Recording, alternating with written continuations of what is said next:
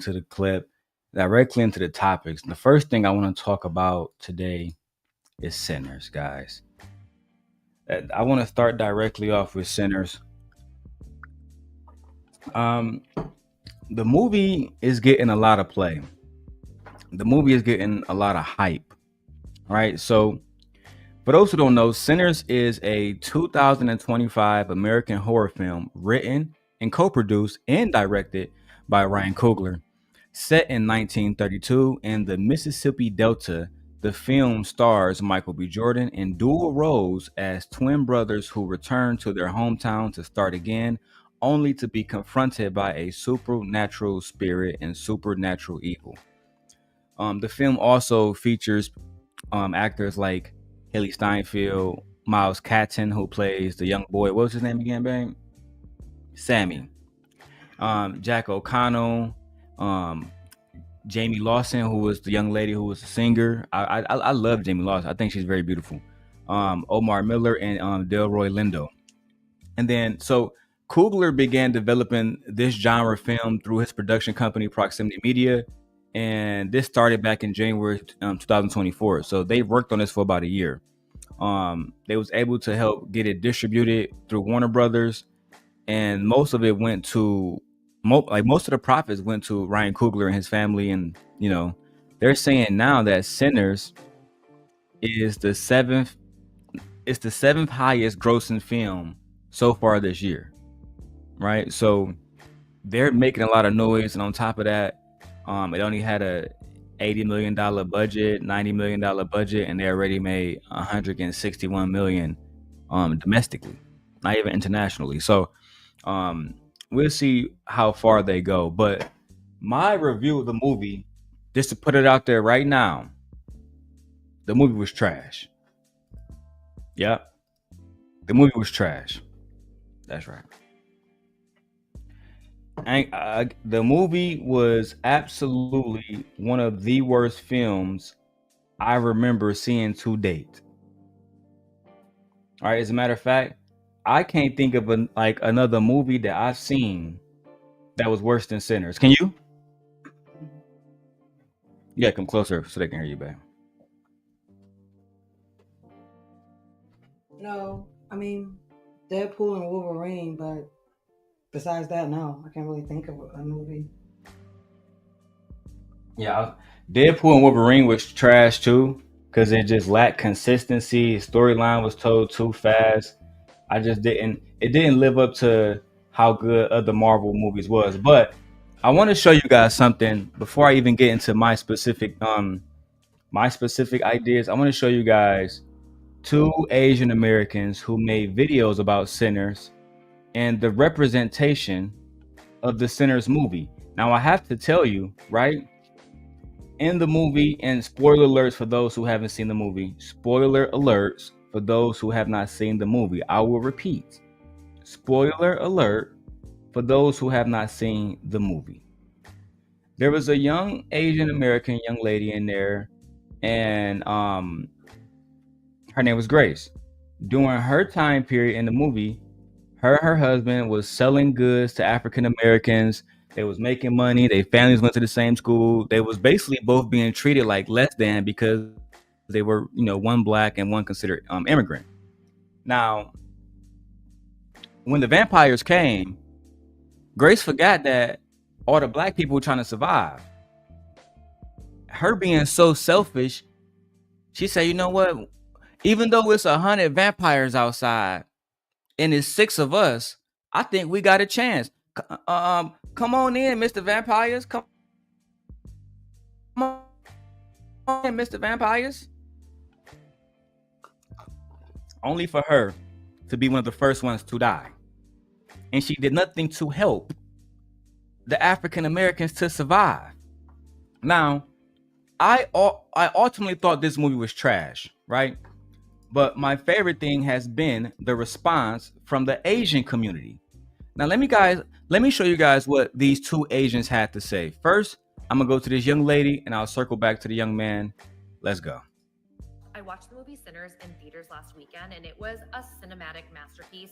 So freaking good, and there are so many layers. Beyond just the beautiful film, the beautiful storyline, there are so many layers that go into it. I'm not going to be the person that goes into all of it. But one thing that I did want to talk about and I can't stop thinking about is the East Asian family. Because what that family did in that movie and what it represents feels so relevant in today's climate and honestly relevant in a lot of key moments in our country's history. So in the beginning of the film, you see that the Asian family has a very good, positive relationship with the Black community. They know each other's families, they're doing business together, they're partying together. A lot of it clearly hinges on the Asian family profiting off the Black community. They are able to sell products, goods, and services. But then when you get to the end of the film and when the vampires come and it's not so good anymore, you see that the Asian family is so quick to throw everyone under the bus. Another Asian creator who did a whole deep dive. Oh shit! I hate when that. I fucking hate when TikTok does that, when it skips the video and shit. So I watched the movie. I don't give a fuck. I'm gonna go through the whole thing again. So she's absolutely right. Right? They was cool with making money off the Black community. They was cool with selling them catfish and watermelon and liquor and all kinds of shit. Then when it came to protecting the Black community and standing in solidarity with the Black community, they was like, fuck it. We don't. The vampires can have y'all. Hey, bro, if the vampires get us, what about that business? Oh, we don't care about that. It's all about survival now, tribalism now. Damn. But you was just saying when I just sold you that fish earlier, we one community, one family. Nah, hell to the no. So, you know what I'm saying? Gore said, what the hell, the movie trash? I was planning on watching it next weekend. My bad, Gore. You can go see it. I wouldn't suggest you spend money on it unless you really want to support Ryan Coogler and Michael B. Jordan and the actors and the actresses that, put in their work and all the, the technical team. If you want to support the staff of the movie, then go ahead and be my guest. Go ahead and watch the movie. But to me, the movie was trash. And these Asian people are speaking on it. Let me go ahead and play it again for y'all. Sinners in theaters last weekend, and it was a cinematic masterpiece. So freaking good. And there are so many layers. Beyond just the beautiful film, the beautiful storyline, there are so many layers that go into it. I'm not going to be the person that goes into all of it. But one thing that I did want to talk about, and I can't stop thinking about, is the East Asian family. Because what that family did in that movie and what it represents feels so relevant in today's climate and honestly relevant in a lot of key moments in our country's history. So in the beginning of the film, you see that the Asian family has a very good, positive relationship with the Black community. They know each other's families, they're doing business together, they're partying together. A lot of it clearly hinges on the Asian family profiting off the Black community. They are able to sell products, goods, and services. But then when you get to the end of the film and when the vampires come and it's not so good anymore, you see that the Asian family is so quick to throw everyone under the bus. That's a fact. The moment everything happened, they threw the family under the bus. They didn't care. They was like, "Oh, I don't care. Let's go ahead and let all the vampires in here to destroy all the Black people."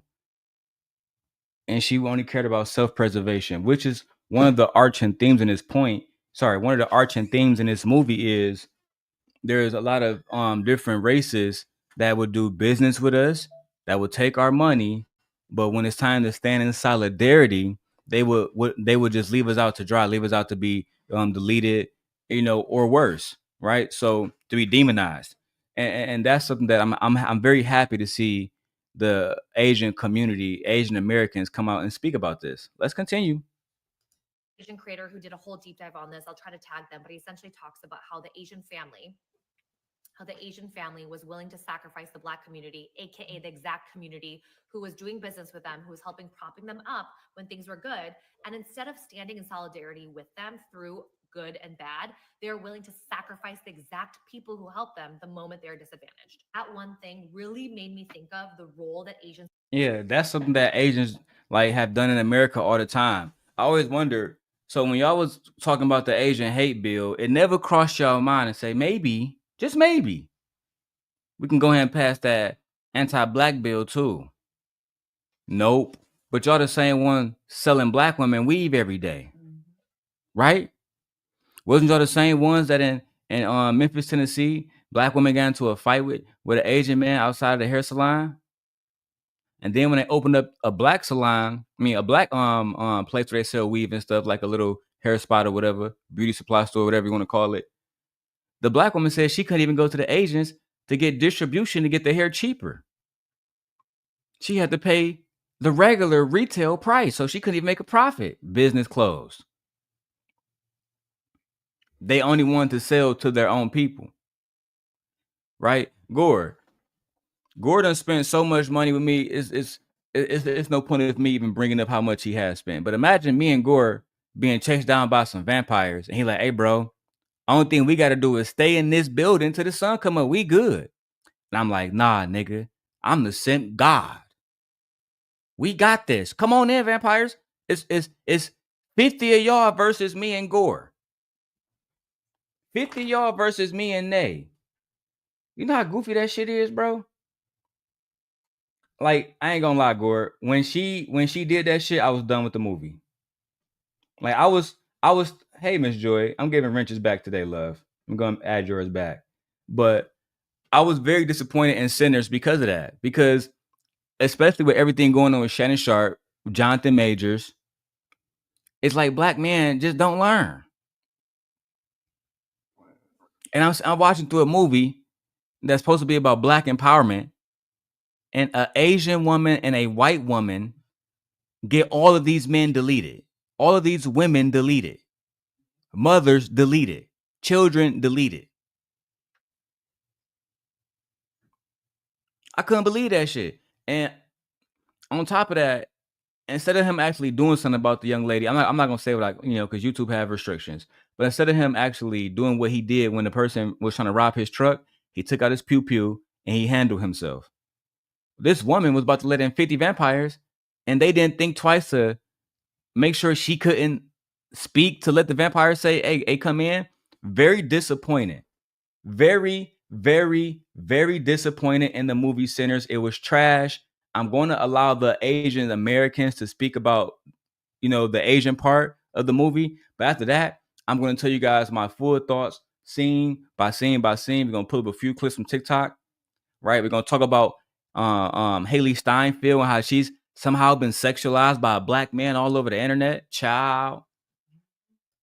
Have played in the history of our country and the way that we have been complicit in a lot of social issues. Of course, there's a lot of nuance and history and compassion I have for Asian immigrants and the reason why they did the things they did in this country to survive. That said, I feel like I can still be critical and see that the way that Asian Americans have really benefited from other Black and people of color advocating for rights in this country, and Asian Americans really leaning into their proximity to whiteness feels so relevant today with everything going on in our country and the way that I see Asian Americans. And I say this as a very privileged Asian American, the way that we are so complicit and worse, ambivalent to what's happening. There are other groups of people in the Asian community who aren't doing it, who aren't being complicit and ambivalent because of fear.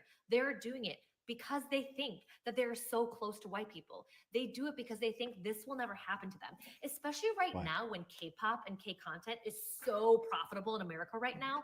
Do you not remember 20 years ago, Asian culture was not considered cool. It was not considered profitable. But because it is considered cool and profitable, we are all benefiting from it. But don't let that fool you or give you a false sense of security, and know that it is important that we should stand in allyship and in solidarity with all groups of people who are marginalized in this country, because we also are one of those people. I watched the movie Sinners. She was cooking. She was cooking. Everything she said was completely right. My wife pointed out one of the comments. It says K-pop in itself is an example of profiting off black people by using black communities' culture. That was in her comments. Another comment. It's crazy. What's crazy is today Asians are within our community in nail shops, beauty stores. We support them, but it's not reciprocated. Great take. Yeah, I agree. I was so done. Okay, cool. He lost his brother. You know what I'm saying? You know what I'm saying? He lost his business, lost a little money. We can make some money back. Them boys was natural born hustlers. But to fight 50 vampires and have an Asian woman that you was just, nigga, I'm helping y'all out. I came to y'all. Remember, babe, they paid them for the event before the event even started. Paid them extra. Oh, we're gonna get catfish, watermelon, liquor, whatever y'all got. We paying. They paid the equivalent of thousands of dollars. And then they bought that building for $300,000. You know how much money $300,000 was worth in 1932? Millions. Them niggas were literally millionaires. Millions. In Mississippi. All right. So I'm gonna go to the other Asian video, the other Asian American video, and then I'm gonna get into my full depth review before we get into these videos, man, because I was so disappointed in the movie Sinners. Y'all have no clue. Y'all have no clue. Okay, so let's go to this other young man who was talking that shit. All right, he was talking nothing but 100 shit. Let's go ahead and watch it. Sinners, and I'm not so sure if I'm the one to speak on this, but one of the many lessons I learned from it is there's so much power in shutting the fuck up. Come on in! What are you doing? Shut up. Why is your vengeance and anger so much more important than your solidarity to the Black community who has been there for you, who has uplifted you since the very beginning? Oh, it's because you're only willing to participate if you profit off of them. As a store clerk. Now, there's a lot of history there, but suddenly the moment you're oppressed, the moment your proximity to whiteness widens, you're willing to throw everyone who has supported you under the bus to get your piece? Look at you. That being said, I'm going to shut the fuck up now. I watched. Child, that nigga was preaching just now. Oh, come on in, Mr. Vampire. Come on in, because I'm upset that my husband died. Like everybody there didn't lose somebody. Like everybody there didn't suffer. So many people didn't go home. Most people didn't go home. Yeah. Literally, most of the cast never came back. Most people at that party, they all died that following morning. And to be honest, they died that night when they became vampires. Never made it back home. Never made it back home. We don't even know what happened to them. I mean, we know what happened, but their people don't even know what happened. Yeah, their families will never know. They literally burnt and turned to fucking nothing. All right, so now let me go to Haley Steinfeld. Child. The Black men are looking at this woman like she's a goddess. So Haley Steinfeld character was extremely sexualized. She was a married white woman married to a white man. She claimed she was biracial, but I've been watching Haley Steinfeld act. She has never taken a role as a biracial. She is a white woman. Okay, she's married to Josh Allen, who played for the Buffalo Bills. But Black men are falling in love with her. Let me show you guys some scenes from the movie real quick. Fair use. This is only for educational purposes only. Because you told me you loved me. Well, I told you to stay the fuck away from me too, but I guess you didn't hear that part, huh? I heard you. I heard you loud and clear, but then you stuck your tongue in my coos and fucked me so hard, I figured you changed your mind. Keep your voice down now. Because you told me you loved me. Well, I told you to stay the fuck away from me too, but I guess you didn't hear that part, huh? I heard you. I heard you loud and clear, but then you stuck your tongue in my coos and fucked me so hard, I figured you changed your mind. Keep your voice. Ciao. I beg your pardon. I beg your pardon. And that's what I'm talking about. Now, let me read some of these comments. The Southern accent was so good. The entire theater gasped when we heard this, right? I was in a theater. This is a Black man. His name is Christopher on here, the great Christopher. I was in the theater like, damn, woo, this part, I believed her. I just know whoever wrote this story writes fan fiction. Child. Michael B. Jordan looking at Haley Steinfeld like, damn, woman, that wasn't the line. Josh Allen is losing aura by the minute. That's another thing. They're going at Haley Steinfeld like husband. I saw Black men doing hella reactions on TikTok. Oh, man, it's over for Josh Allen. Let me show y'all that real quick. Let me show you how insecure Black men are, right? It's getting worse and worse. You can't make this up. But now they're even going at Haley Steinfeld husband. Oh, he's a beta. But honey, did I not tell you that? Did I not say the way that they were sexualizing her online is like crazy to me? And it was just a movie. That's what actresses do. That's what they get paid to do, right? So this is the same from a young man who did a reaction to it, talking about Josh Allen is done. Using a scene from the movie. Fair use. Thanks. But you can't steal this pussy from me. See, I'm not allowing my girl to go up there in front of billions of people that have already seen this movie and say this to another man. I just know Josh Allen going for a ring this year. My wife at that point is past acting. So you're gonna, child.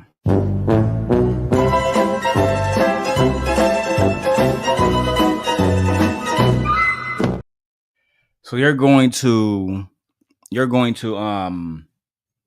divorce your wife, knowing that she was an actress when you met her, because she did a role that required her telling a man to beat the coochie up, child.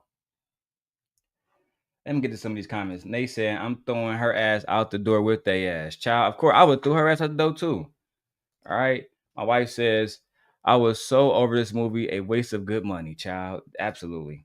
And they says, Asian women are the biggest divestors, child. The stats say that.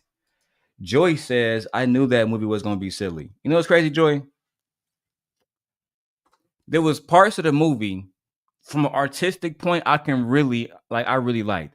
The part where Sammy played the guitar, where they brought up all the different eras of music, all the different genres of music. And it wasn't just hip hop. It was rock and roll. It was jazz. It was R&B. It was old African music.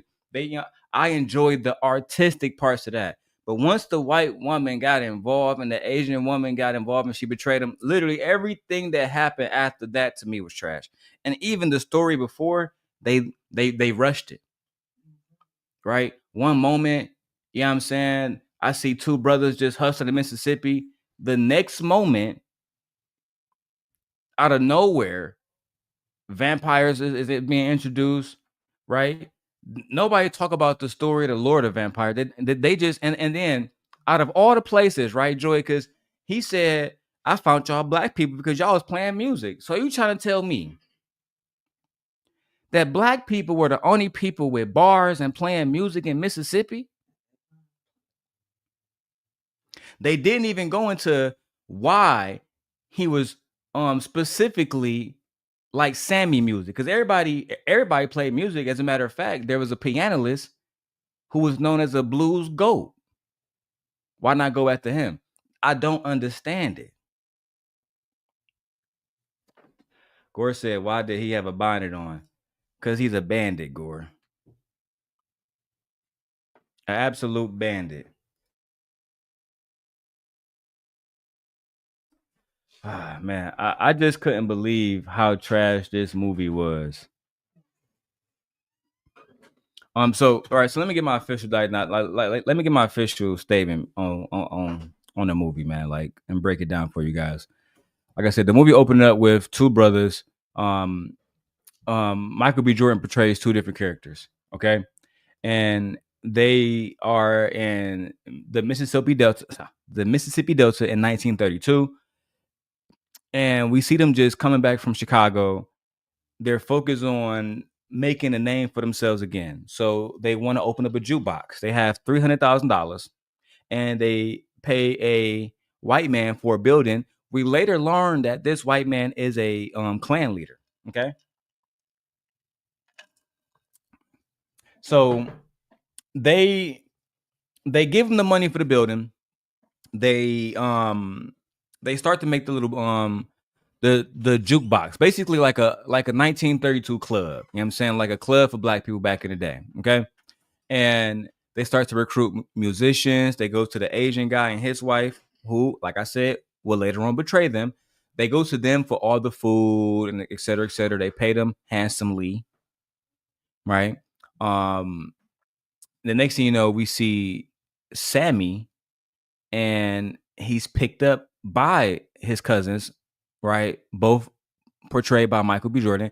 And he like, yeah, we're going to go on a road. We're going to make a little bit of money. We're going to bring him back to the church. Sammy's father was a preacher. Sammy was introducing himself to people as the preacher's boy.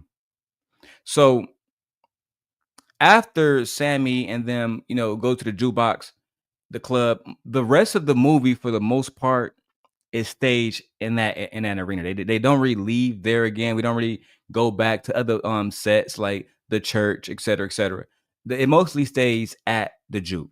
By the time that the juke is popping, they have vampires pull up and they're like, oh man, we just want to spend some money and get in. Can we all get in? If they had invited them in, we all know now they would have died instantly. Right? They would turn everybody to vampires because they wasn't even prepared to fight. They wasn't ready with stakes and shit. They was, like the most they had was numbers. And even then, nobody knew what was happening. A lot of people would have failed immediately. So they don't let the weird white people in. But the white people say, you know what? We're going to just walk away slowly in case you change your mind. And we're going to just sit on a rock, basically 20 fucking feet away in the parking lot, basically, and wait for y'all. So everybody think it's weird, except Hailey Steinfeld's character.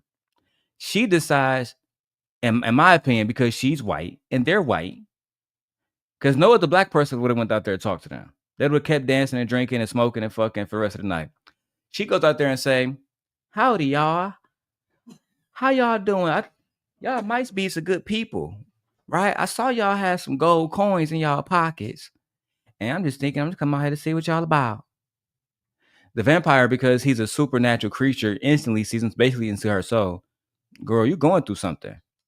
What you going through? I can help you with that. Oh, my mama just died. Yeah, I just buried her yesterday. And they use that as a reason why she was back in town to stalk Michael B. Jordan character, but I'm just side note for that for now. Right? Because I've been in a lot of writer rooms because, I went to art school. They fucked up with this writing. But let me keep going. So, where was I at, babe, in the story? They use her character. Saying her mother's coming. Oh, exactly. So the vampire out there sitting down and shit. She try to walk away. Okay, I'm out of here, guys. Even though she see their fucking eyes glowing red, she put her pistol out on them. But yet she turns her back on them. She doesn't scream for help. She doesn't shoot in the air to alert somebody what's going on. So as she turns around, we see the vampire basically fucking flying, and we know that she's basically going to be gotten. They don't show that on camera. The next thing they show is her walking back up to the juke and needed to be invited in. She said, oh, can I come in? She said, of course you can come in. You family. Right? She walked right in. And the way that her character was before, she was mean. She was aggressive. She was irritated. I think she was brokenhearted. Right? She was scorned. She came back in with a whole different fucking confidence. She was dancing. She was swagged the fuck out. And she didn't care about the discretion that the brothers, especially Smoke, he didn't want to see. He didn't want his brother seen with a married white woman being kissed on in public, basically. Yeah. And she started kissing all up on him, and that was that scene that I just showed you guys when the young man was, reacting to. And he was like, "Well, you married, girl. I can't be messing with you no more." She said, "Well, you can rob trains and you can rob banks, but you can't steal this pussy for the night." Yeah, like something like that. That was her exact lines. But you can't steal this pussy for the night. So she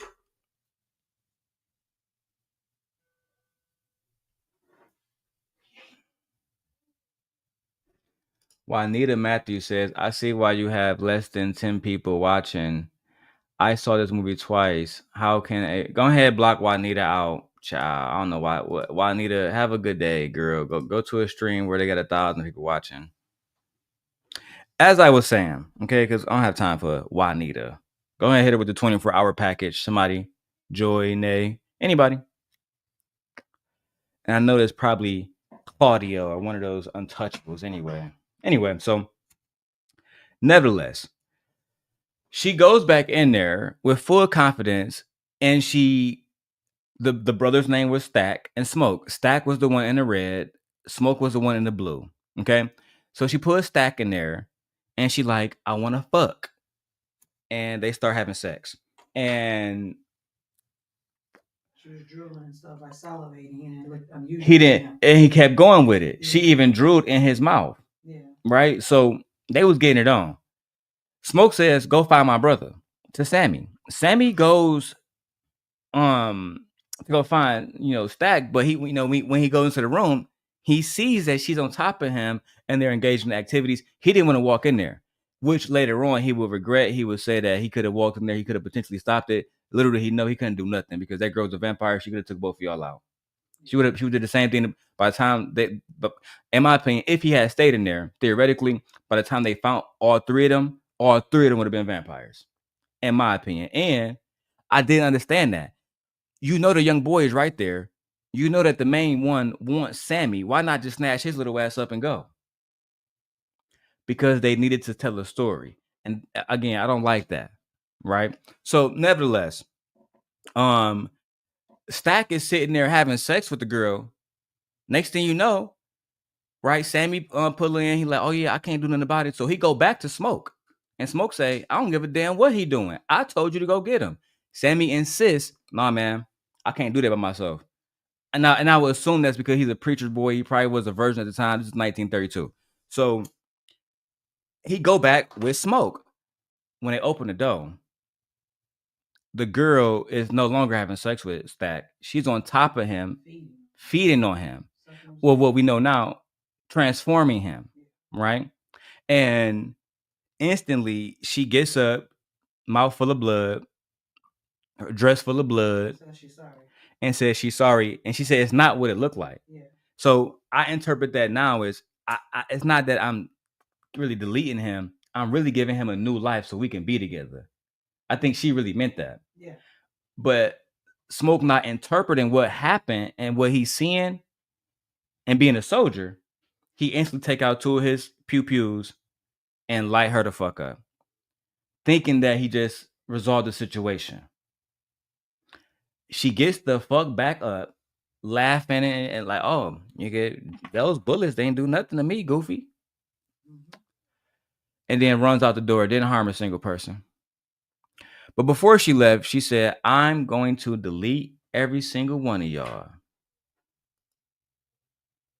I'm going to delete every single one of y'all. She could have finished all of them in there by herself. She was already let in. She could have, which let me know they have a prime directive. She didn't want to. She didn't want to. So, all right. So after that, they realized that something crazy going on. Smoke wife says that, okay, we need to move his body. I think something bad, right, is happening. Instead, they locked the door, give Sammy the key, told him to guard it, which, I mean, was crazy with him being a kid who never had any combat experience, fragile. He probably was the weakest person there out of all the men, right? And due to his age and stature. But nevertheless, they come back, the white people, right? And it wasn't the white people. He noticed that the drunkard who was a pianist at the same time, he says, why are you guarding the door? What the fuck is Cornfed? Say, where he at? Man, he been out for a piss. It seemed like he been gone for a day and a half, is what he said. He left you to guard the door? So when he come back, because of what happened with Haley, he said, hey man, invite me in, bro. I mean, I just want to come in and kick it with my people. We family, right? I mean, you came to get me off the motherfucking plantation with my wife. And you paid me. Well, not yet. We don't get into that part. And I do have that clip. So it was actually Smoke's wife who was like, hold on. You've been going back and forth through here all day. You the biggest black man here. You can easily walk through if you so wanted to. Why do you need us to give you permission to come in here? I'm just being polite, Southern hospitality, you know what I'm saying? So she like, nah, something wrong with this nigga. And he ended up saying, you know what, man? Fuck it. Just let me get my money. Can I just get paid? Can I get paid at the very least? And he like, you know what? Smoke was like, you know what? I guess I'll pay you, bro. That's cool. I see nothing wrong with that. And he instantly regrets it. Let me see if I can find the clip. All right, because he should have listened to his girl.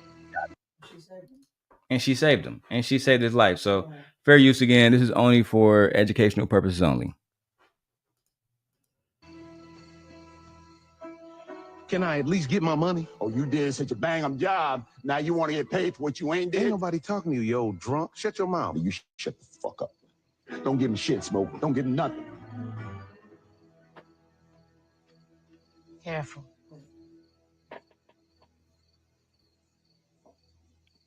Careful.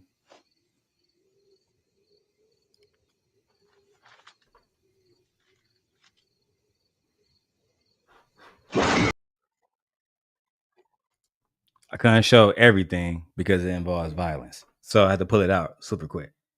Pause.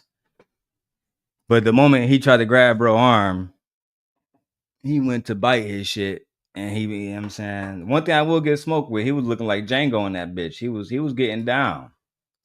You know what I'm saying? Anybody that needed to catch her straight, you know what I'm saying? That bitch was in the air instantly. He had a heli trigger finger. But nevertheless, as you can see, right? Because I'm going chronologically.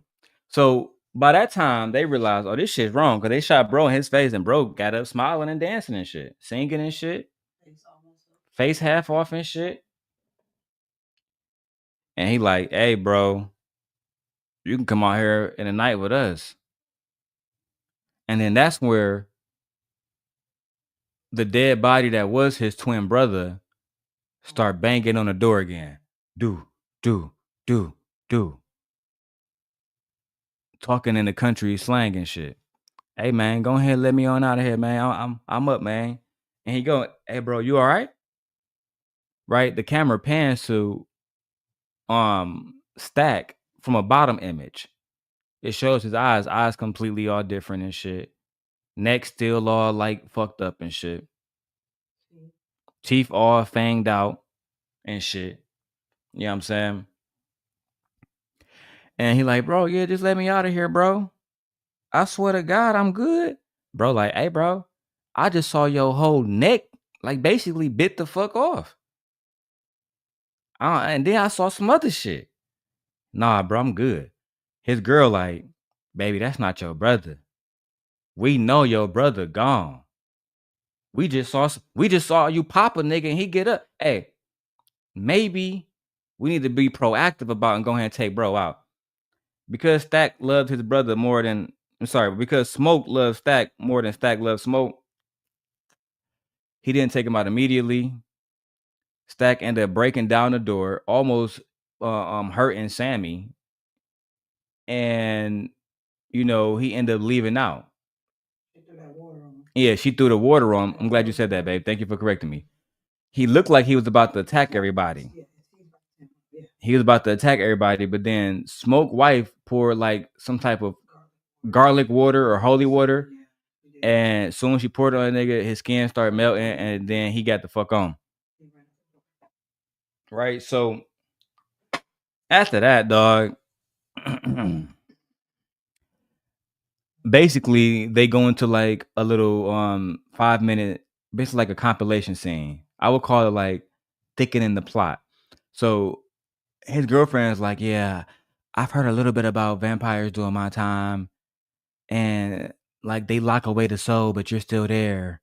And the only way to really destroy them is by deleting them one by one, despite it only being 6 of us and like 50 of them. And we're going to need wooden stakes and shit. So they break all the chairs and shit and sharpen up all the stuff. They didn't make wooden bullets, which I thought was reckless to not even just try that.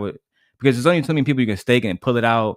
You know what I'm saying? You need to be like able to hit a target from like far away. That way you have less danger and more proximity between you and the target. But nevertheless, they didn't do that because they wasn't preparing to fight that night. They were just preparing just in case one of them pop in here or some shit. We might take that one out. They didn't expect the Asian woman, I'm gonna get to her soon, right, to actually pop the fuck off. So after they did the little compilation scene where she explained the vampire's history a little bit briefly, and they made their weapons, Next thing you know, we see the Asian husband pop up. Now, he was sent out earlier by his wife to go retrieve the car so they can leave, despite seeing a vampire earlier. Okay? And she sent her husband out there in the goddamn dark, child. I'm taking. By the time as the audience, we know that man is gone.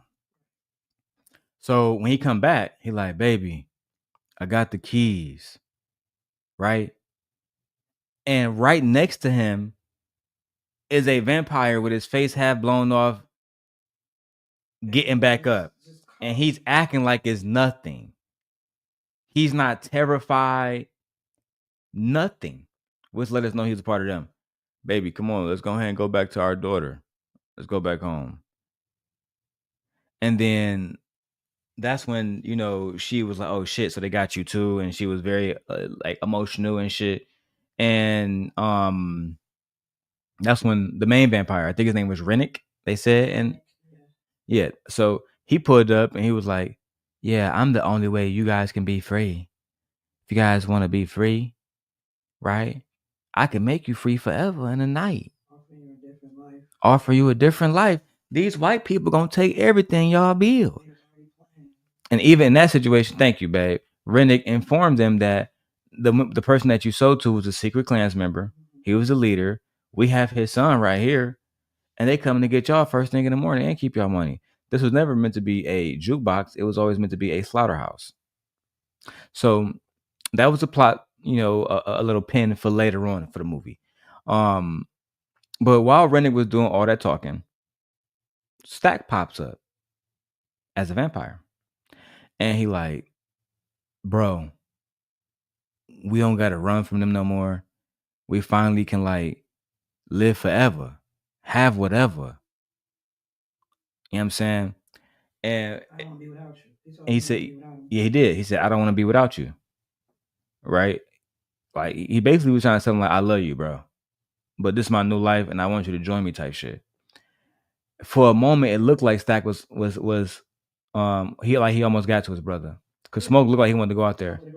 But his wife was like, no. And he was like, you gonna listen to this bitch? Which is gonna come back to later. When I think that's why he took her out too. But when that happened, they basically shut the door on them. And they went back and it was like, y'all hear some noise? They was out there fucking singing. Together. And by that time, they had basically circled the cabin. Nobody was gonna be able to leave. And that's when you realize they had all of them. Yeah, that's when we realized they had got everybody that was at the party. They had turned those three turned all of them that fast, which is crazy. So they realized all their people had become vampires and shit. And if I can remember, what happened after that was they start asking Smoke what was his plan. And he said, I needed a moment to think. This shit is crazy. And the Asian lady starts popping off like, fuck that, nigga. You don't need a moment to think. They got my motherfucking husband. They threatened my daughter. We need action. I thought you was a soldier.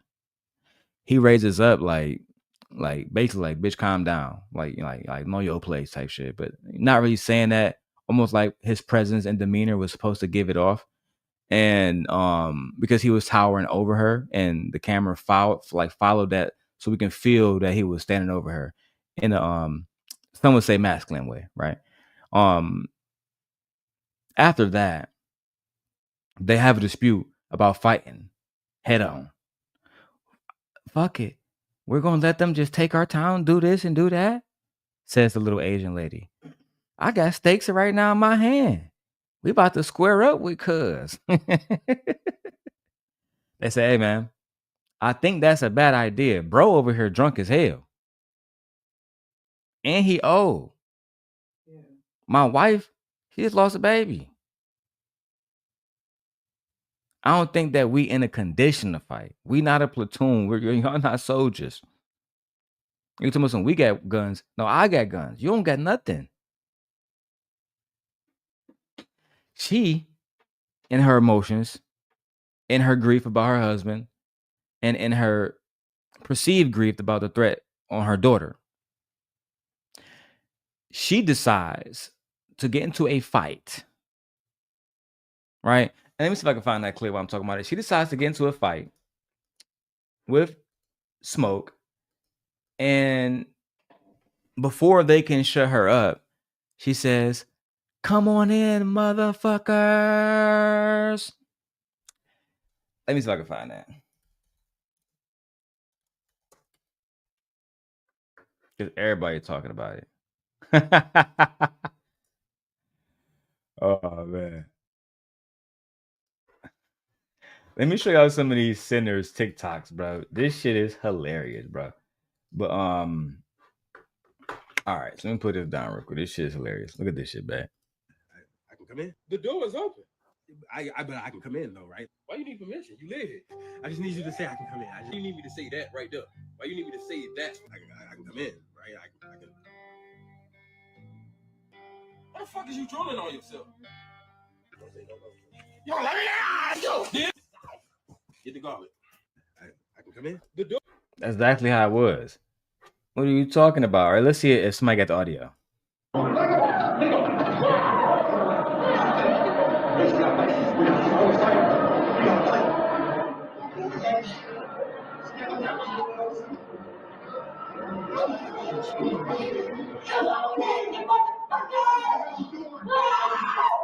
Hot take, but she was 100% justified in crashing out. I mean, she's forced to see if the love of her life, her husband, as a vampire, and he straight up tells her. Of course, it's a black man who is justifying great selfishness when her own Asian American counterpart said that it was literally ridiculous. But go ahead, Black Kane, tell us the truth how you feel.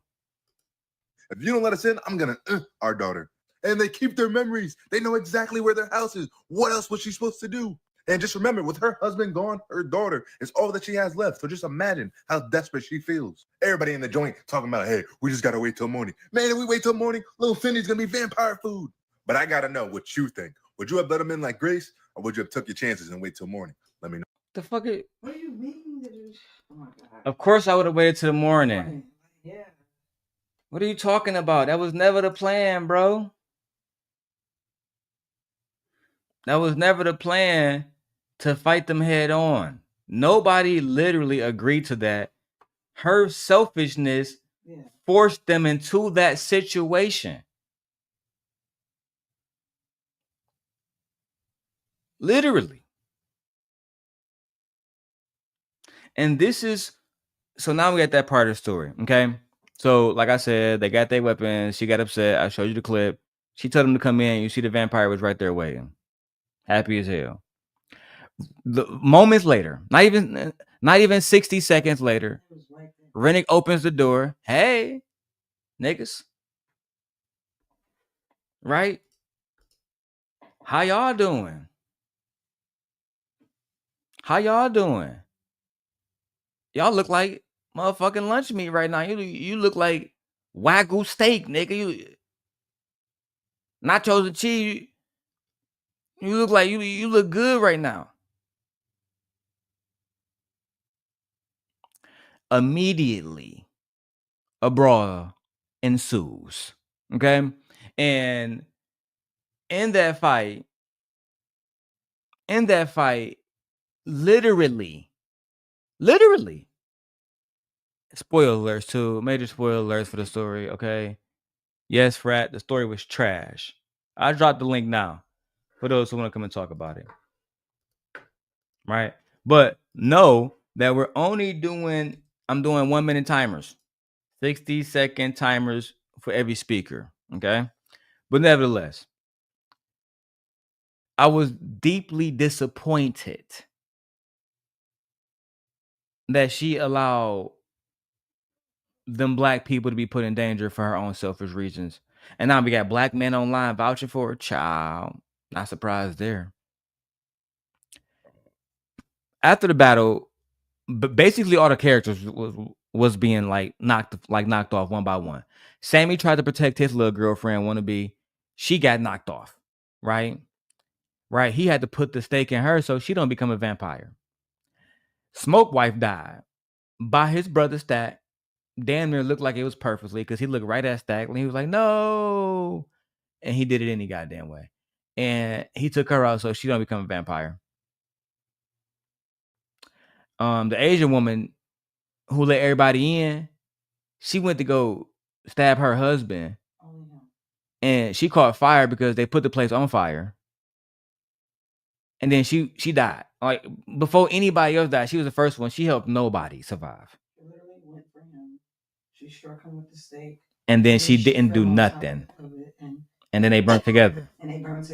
Exactly. Yeah. So disappointed. So you caused all this goddamn danger, girl, and you ain't even here to help us? I'll be damned. You know what else I would have did? I would have took the high ground. Literally. Because remember, Smoke was up there chilling, watching everybody else. It's 6 of us. We taking the high ground. Right? There's only 2 or 3 ways for them to get up here. And it's small. We picking these niggas off one by one. On my mama. And I would have made an entrenchment.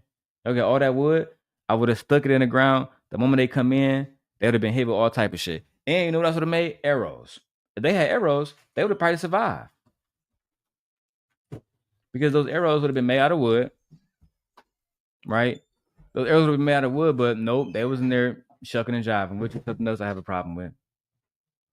I just don't understand being out in the middle of the night, Mississippi, 1932. Seemed like it would have been dangerous. You know what I'm saying? If anybody just be out chilling, then you got to drive back. Some niggas walking back. Yeah.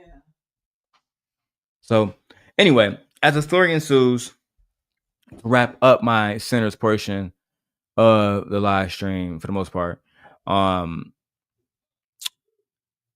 everybody dies in that, for the most part. Rennick ended up getting a hold of Sammy outside while Smoke was fighting Stack on the inside. And Stack, he couldn't fight his brother, even as a vampire. So Smoke got the best of him. He had the stake right above him to take him out. But the camera pans to Smoke, and we hear Stack speaking. He's saying, even now you can't do it. So later on, we learned that he made a pact with his brother to not harm Sammy, to let Sammy live. But in the scene, in the moment, we don't know that. It just pans back to Sammy and Rennick outside, and they're doing like a vampire baptism type shit. Throwing him in the water, bringing him out. Throwing him in the water, bringing him out. Throwing him in the water, bringing him out. And this is the one thing that pissed me off, right? If you're a vampire, right, and you know the sun is coming up, right? It's 4:30 a.m. We out here deleting black people in the middle of the night. We know it's about to come up around 6 o'clock. We got about an hour and a half to finish up. Right? What these niggas out here doing, frat? These niggas out vampires who can die in the sun, who know it's about to be, and again, they were just human. So it's impossible to argue that they don't know about time. Right? Impossible. So while they out there fighting, instead of him, he had his hands right on Sammy. I want Sammy. We did all of this for Sammy. It only take a second to bite Sammy to get him on our side. But instead, they do the one thing that I hate that villains do. And it started with an M. They monologue. She's kicking it. They monologue. Right? It happens all the time. There was a little joke about monologuing in The Incredibles that I always love. About how the main villain was always talking. And eventually, I think his name was like Poindexter or something. I know he was obsessed with Mr. Incredible. He ended up dying. Why? He was monologuing. And he had a cape. If you know, you know. But at the end of the day, I don't like villains that monologue. You know who don't monologue, babe? Dolores. Dolores not about no talk. Dolores come in, she all action. If you haven't watched Westworld, then you know it is what it is. You know who else wasn't about monologuing? Thanos. He popped up to Earth. As soon as he came in the story, we saw Thor fucked up, the strongest Avenger, Loki died. And he told him too, no more resurrections this time, my baby. You done. Right? To let the audience know, he don't fuck around. Right? by the end of it, he snapped his fucking finger. Your favorite heroes was gone. This villain was weak, charming, entertaining. Those things are subjective, depending on who looks at them. I see a lot of white women saying Rennick was handsome and they want to get bit by Rennick. I see white women saying that they want Joe from that one show, You, who is literally a stalker in the show. So I'm not surprised by nothing that I see these days that's sensationalized. But nevertheless, he was an awful villain in the same ways that I never liked Al Pacino's character in Scarface. Right? Too stupid for yourself to win. And that's ultimately why the movie was trash. Trash villain, trash storyline that was rushed, right? The arc, I didn't see, again, and just to summarize this is my ultimate statement about the movie. And then I'll let my wife come in if she wants to. But it didn't have nobody had a happy ending except the white girl who deleted Stack so she can force him to live a life in the dark with her. Mm-hmm. Right? Which I thought was crazy. They was the only ones, because at the end they do an end credit scene. He popped back up. It's like 1992. Sammy's like old as fuck. He old as shit now, right? So they pop back up. He like, oh man, y'all look the same like y'all was in the 30s and shit. He like, yeah, nigga, we vampires, my baby. Could have made you a vampire. You know what I'm saying? I still can make you a vampire. He like, nah, I'm good, man. You know what I'm saying? And you know, Sammy tells him that was the best day of my life, man, which I still don't understand that part. And I mean, I understand what they was trying to convey, but I don't understand why he would say that, considering that he almost died. And they said, yeah, me too. Last time I saw my brother, they do a little compilation. Last time I saw the son, and he looked like he was perfectly content having no children, just fucking on his white girl for eternity.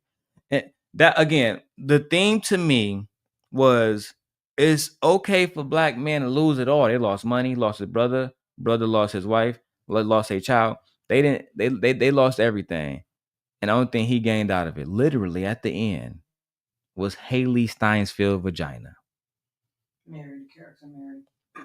Mary's, yes. Don't forget about Smoke. He still had to fight the KKK by himself. Oh, okay, yeah, yes. I didn't say that at the end. So at the end of the movie, as I said earlier, right, Rennick had told Smoke that the clan had set them up. So Smoke was like, I told y'all boys, if y'all step foot on our land, we was gonna take y'all out. So there was a completely unnecessary gunfire battle between them that probably lasted about 90 seconds. Okay. Smoke, immediately they go into his military background, right? They already had we already seen him use weapons proficiently. So now he pull out fucking 12 gauge shotgun, sniper rifles, all kinds of shit. He had one of the 1940 Tommy guns that you saw like the mob use and shit. Which, I mean, that was a hint to the Chicago culture, because those most of those weapons were found in Chicago. And he take out like 15, 20 Klans members. But he gets shot. Yeah. And he did delete them all. And he took out the Klan's leader too. Okay. And before he passed away, he saw his wife like in an apparition, like a ghost. If you guys know that movie with Demi Moore, is that her name? Demi Moore? And I think it was Patrick Swayze. I'm pretty sure it's called Ghost. I think Whoopi Goldberg is in that movie too. But basically, it was the same thing. He saw an apparition of his wife and baby. And the audience is sitting there wondering, oh, is the one nigga gonna be is he gonna survive? And we found out that he didn't. He died. So he chose to go be in heaven. So some people were saying, and like, well, he got to spend an eternity in heaven with his wife, and his brother got to spend eternity as a vampire with his side bitch, right? So, again, I just didn't like that, because if y'all had plans as a brother, y'all love each other, you literally was gonna delete your brother over some white coochie. That is crazy work. Yeah, ultimately, I really didn't enjoy this movie. I did not enjoy this movie. I think cinematically, it looked it very good. It was shot on film. I watched the interview. I watched the interview that Ryan Coogler did with Kodak. As you guys know, Kodak is the film company that everybody used to buy film with back in the day. But he was showing that he was using 16 millimeter, 32 millimeter, and I think it was 34 millimeter if I'm correct. But the whole movie was shot in film, and when I was watching it, I can tell that it looked very, very good. Like digital cameras, if you guys know, they shoot with a certain lens that has a certain type of optical zoom, certain stabilization. That's all done with AI.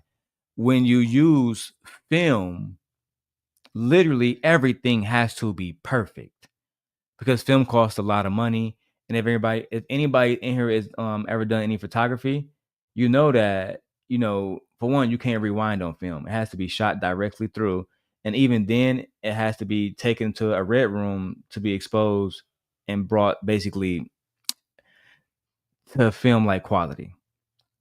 And even that process, you had to have somebody extremely good at it. You can have somebody from high school who just learned; they might fuck it up.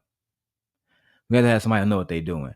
Back in the day before there was digital cameras, everybody know that was like the main way. There was film cameras, Fujifilm, Kodak, Canon, and you had to go to I don't know. When I was younger, you can go to Walgreens and have that stuff printed out. But even then, they had film rooms. But the whole point is this: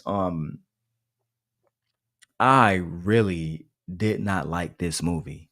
I really was against the messages that could be put out from this movie. In the same ways that I did not like Killmonger. Well, I like Killmonger as a character, but I did not like how he was villainized in the Black Panther and how he won villain of the year over Thanos, who wiped half of the fucking like planet out, the universe. So I mean, I feel like going to art school, for one, art, so many different people see what they see, right? It's like in the Mona Lisa, right? That was one of the best things about the Mona Lisa. That was obviously painted by Leonardo da Vinci. That everybody had their own different interpretations of what it means and who she is. Most people don't know who she is. As a matter of fact, the Mona Lisa is just the name of the painting. Nobody knows who's actually the woman in the painting itself. The woman in the painting itself, she wasn't important. She wasn't important. Yeah, most women weren't important at those times. She wasn't important. It was just the way he painted her. Yeah, and the way he captured her. Yeah, that everybody loves. Yeah, she wasn't. I think with this film is it leaves so much to interpretation, so many different questions that I end up asking myself that I shouldn't have to ask myself. If you're a Marvel fan, for example, right? Marvel for the first phase 1 and phase 2, every single story correlated to the next. Every single Easter egg correlated to the next. For example, you have Iron Man comes out, right? First film, nobody knows about Marvel. Disney just buys Marvel from a cheap company and bring them up. They hire a former drug addict and Robert Downey Jr. and Terrence Howard to star as the main characters. And secretly at the end, they have Samuel Jackson pulls up as Nick Fury and say, hey, since you announced that you fucking Iron Man to everybody, maybe I should tell you about something. Oh, what's that about? It's called the Avengers Initiative. Boom. Fucking boom. Next thing you know, everybody online saying, damn. So they about to bring everybody. Thor. Next thing you know, we hear Chris Hemsworth is being casted as Thor. Next thing you know, we hear that Chris Evans being casted as Captain America. And Captain America, they introduced the Infinity Stone, right? So many different little Easter eggs that all correlated back to each other. Great storytelling, great writers.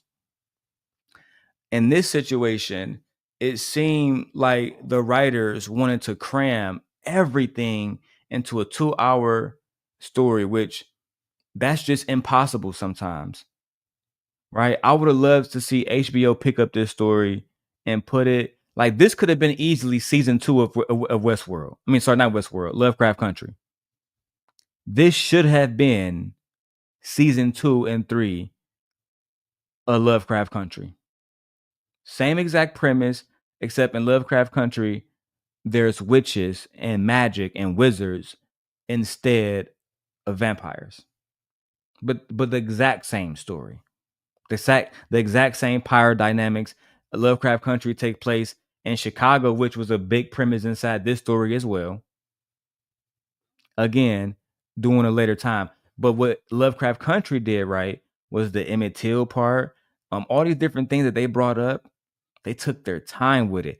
Also, I want to add this in, Ryan Coogler. The next time you want to make a like a psychological thriller, you need to go talk to Jordan Peele.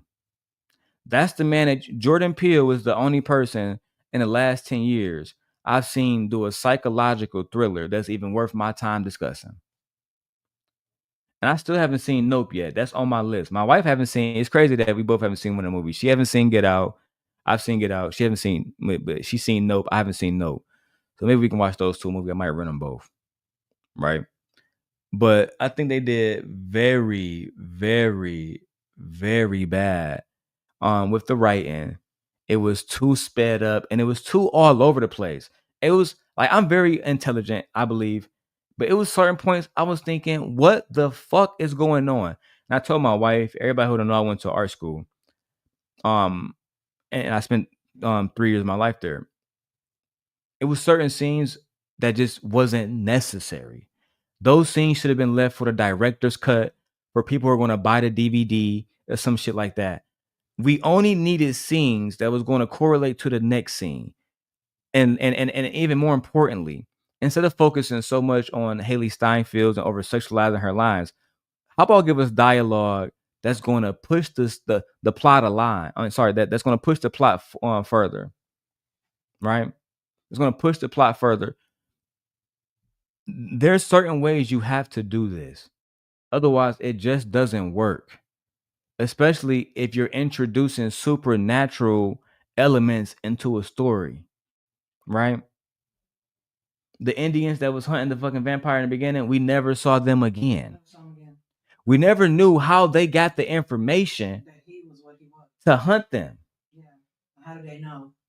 Because it was passed down through their tribe, whichever tribe from the Chickasaws. He told them very clearly, man, we know what's in there. You and your husband in grave danger. He probably dead right now. We trying to help you. And their own racism allowed them to become vampires. There is so much to say about the story. Now, if you asking me daily, so you don't listen, like I said, the cinematography was 10 out of 10. It looked amazing. Every scene looked amazing. To have a $70 million budget and have the actors they had on that call list, they did amazing, right? Which is probably the reason why I believe they spent more money on effects and actors, because they only stayed in one scene. They literally stayed in one place the whole fucking movie. The two places that on top of my mind I can think about is them going through the cotton field on a road, and that in the fucking place itself. They went into town, the church. But they was barely at those places. Those places was in the movie for no more than 8 to 10 minutes. Yeah. Most of the movie really take place at the barn. I would say about 90% of the movie took place at the barn. Exactly. And then we see little Sammy going back into that same field, the cornfield. The cotton field, to go back to Chicago. Yeah. Exactly, because he's a sharecropper. So I was just very disappointed. I went into this movie. I didn't even watch the trailer because I wanted to understand it for how it was supposed to be depicted by the director. And I just didn't like it. Now, if you're one of those black men who like white women, then you might be good. But for me, I just didn't see Sinners as a Oscar-worthy performance. As a matter of fact, I haven't seen Magazine Dreams, but I'm willing to bet that Jonathan Majors did a better job in his independent film. And the only reason why he's not getting credit, coincidentally, is because of white woman. Meanwhile, Sinners is being hyped up to be one of the greatest. The Sinners is one of the worst movies I've ever fucking seen in my life. Okay, Storyline was trash. I've never seen a storyline worse. Like I'm thinking so hard on the last time I watched a movie that was supposed to be at this scale. I'm not talking about some bum ass Netflix shit, right? A movie at this scale with these actors. Michael B. Jordan is a director on 2 films that are in the top 10 of all time grossing, both Black Panther films. So I know he knows how to tell a story. And even with Chadwick Boseman dying, he was able to change the story. And I like Black Panther too. I like Wakanda Forever. Some people didn't because they was mostly feminists. Sorry, misogynist. They didn't like the fact that a woman could have the same powers despite the powers coming from a fucking deity. Right. Despite her being smarter, and that was depicted in Infinity War, that she was the one working on an Infinity Stone, not her brother. She was the one creating the suits and working with vibranium, not her brother. But because she was a woman, Shuri, because she was a woman, she couldn't become queen. She was supposed to die to Namor. It's almost like you don't understand plot armor. You think the main character always child.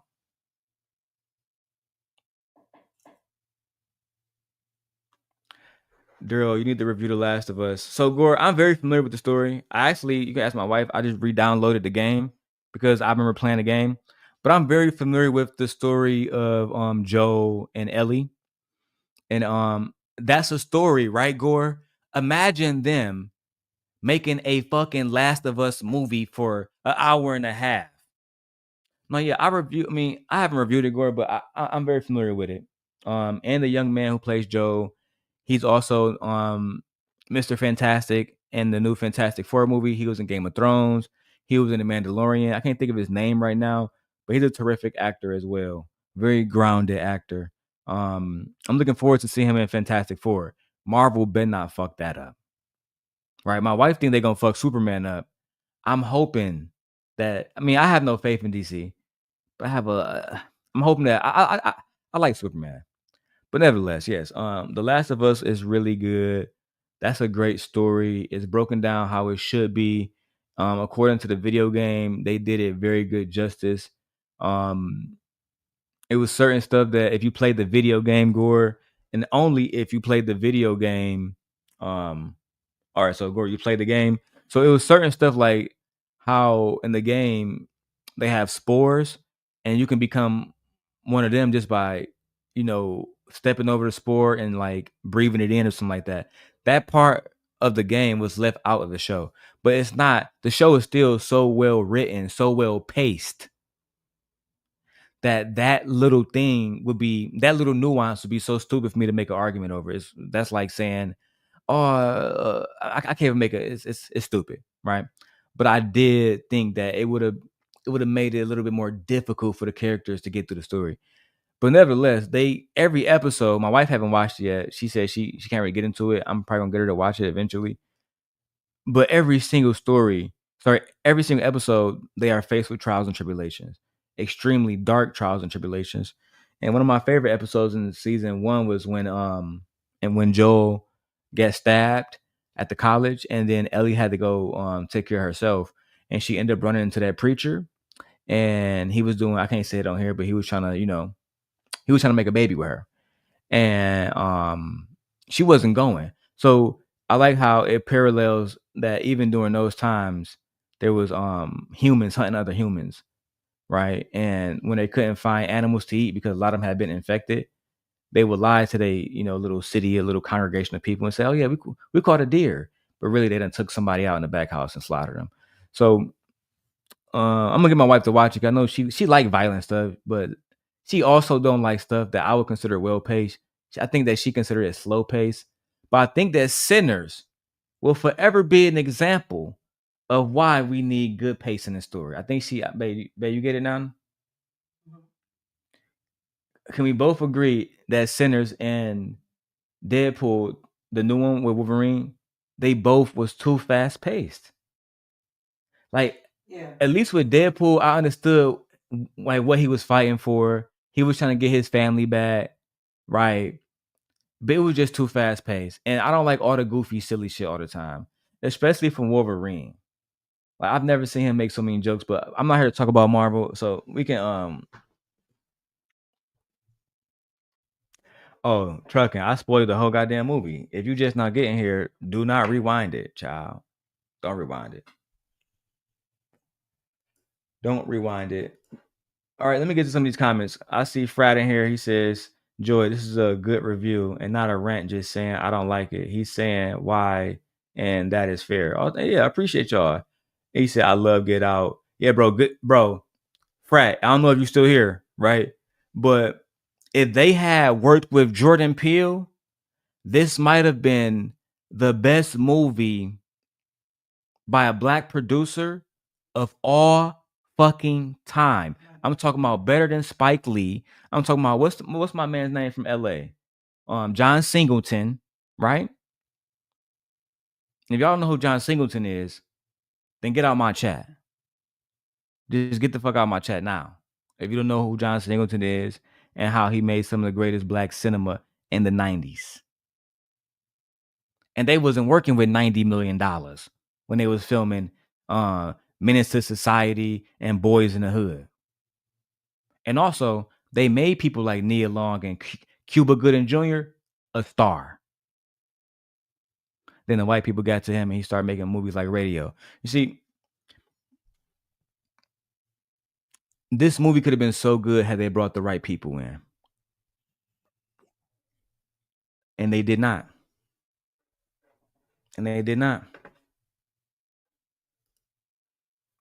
Yeah, trucking. Yeah, I don't want to say too much because I know it's still people who haven't seen the movie.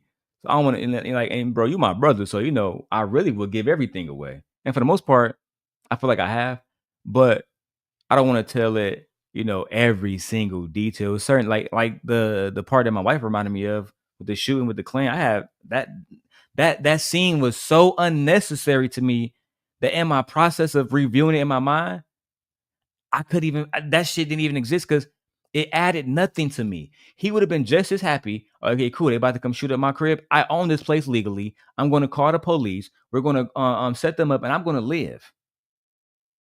I would have been just as happy seeing that ending, and him and Sammy live out the rest of their lives. And to find instead, child. I don't want to say it because trucking here now. I said it earlier. He thought there was no reason to live. Yeah, he didn't have his brother. He lost his brother, lost his wife, lost his baby. He thought he had nothing else to live like. That's why he took off the protection. Yeah, he did. He took it off of him. He didn't want it no more. Nope. He wanted to be with the ancestors. Mm-hmm.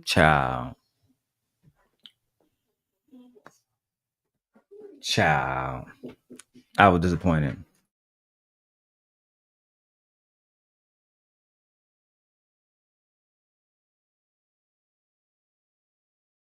Okay, so we're done with our portion of sinners. Child. I just can't. Between Shannon Sharp losing $100 million and them niggas losing all the black people in the movie over white women. I just can't find it in me to forgive them niggas, bro. I really can't. I'm looking at this shit with disgust, bro. With disgust. I couldn't believe what I was seeing, bro. Nevertheless, man, let me roll up and let's continue, man. We got to break down some pick-me's. All right?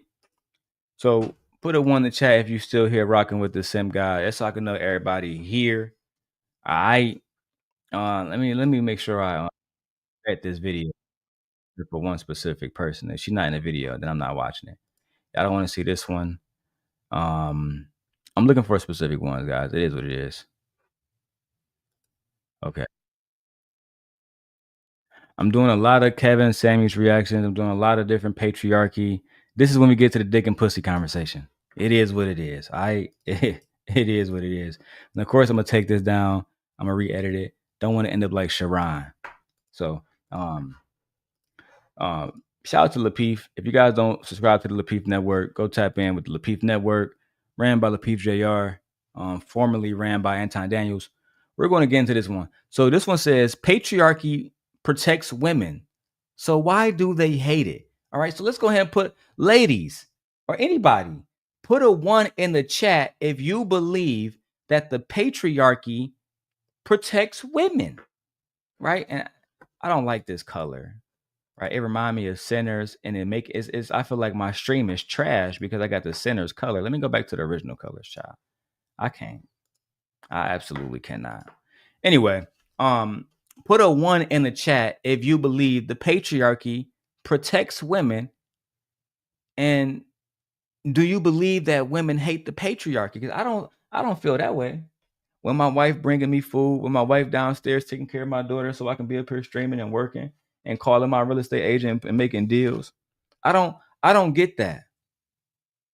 I don't get that when I say, okay, go ahead, wife, order them Meg Thee Stallion tickets. I'm gonna go ahead and put the 500 in your account, right? I don't get that. My wife loves me.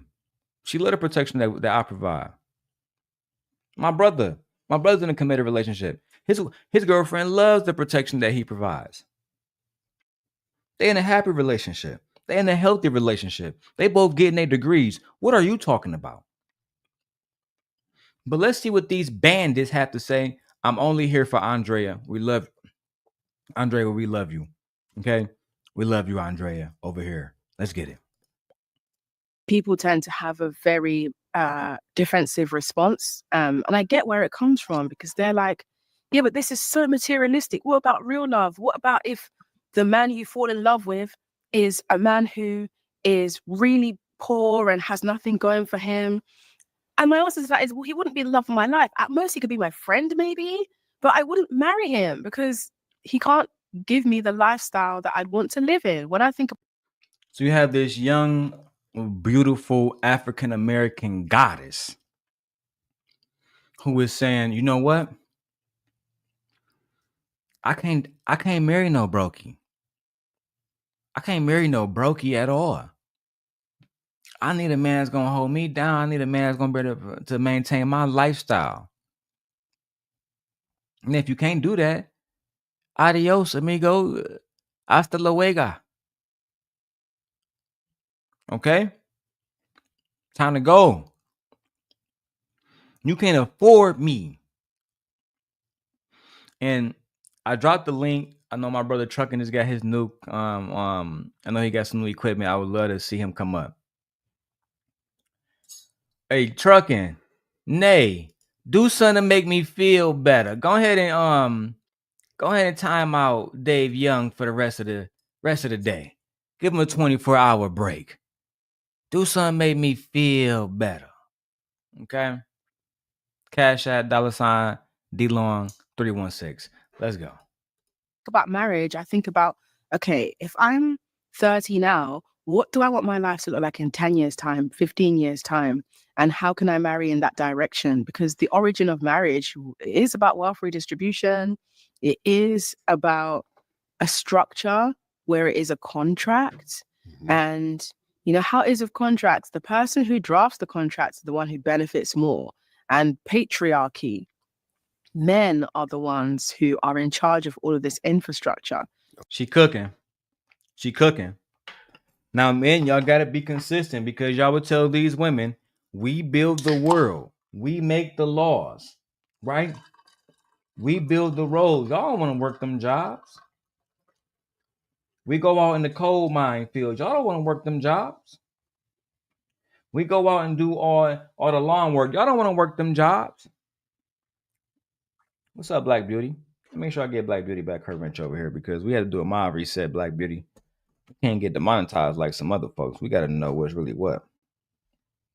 I'm already on it, my baby. And Black Beauty, if you we did a good review of Sinners. I think it was very well spoken, very well articulated. Go back and watch it. This portion of the live stream is the dick and pussy portion. Right now, we have a young lady who is saying that she cannot marry a poor nigga. She cannot, because the poor man cannot give her the lifestyle that she desires. So she wouldn't fit into that infrastructure, and the patriarchal system that the men have created The men should understand this, because they would tell the woman to go out here and vet. Why you with a broke nigga like Jay Prince? Why you with a Pookie and Right Way? Why you with a nigga that's gonna feed you McDonald's every day? You can be with a nigga like me. I'm getting money, baby. I work every day, right? So they use their position monetarily and their status that other men may not have as a position to get women, and it happens all the time. Let's keep going.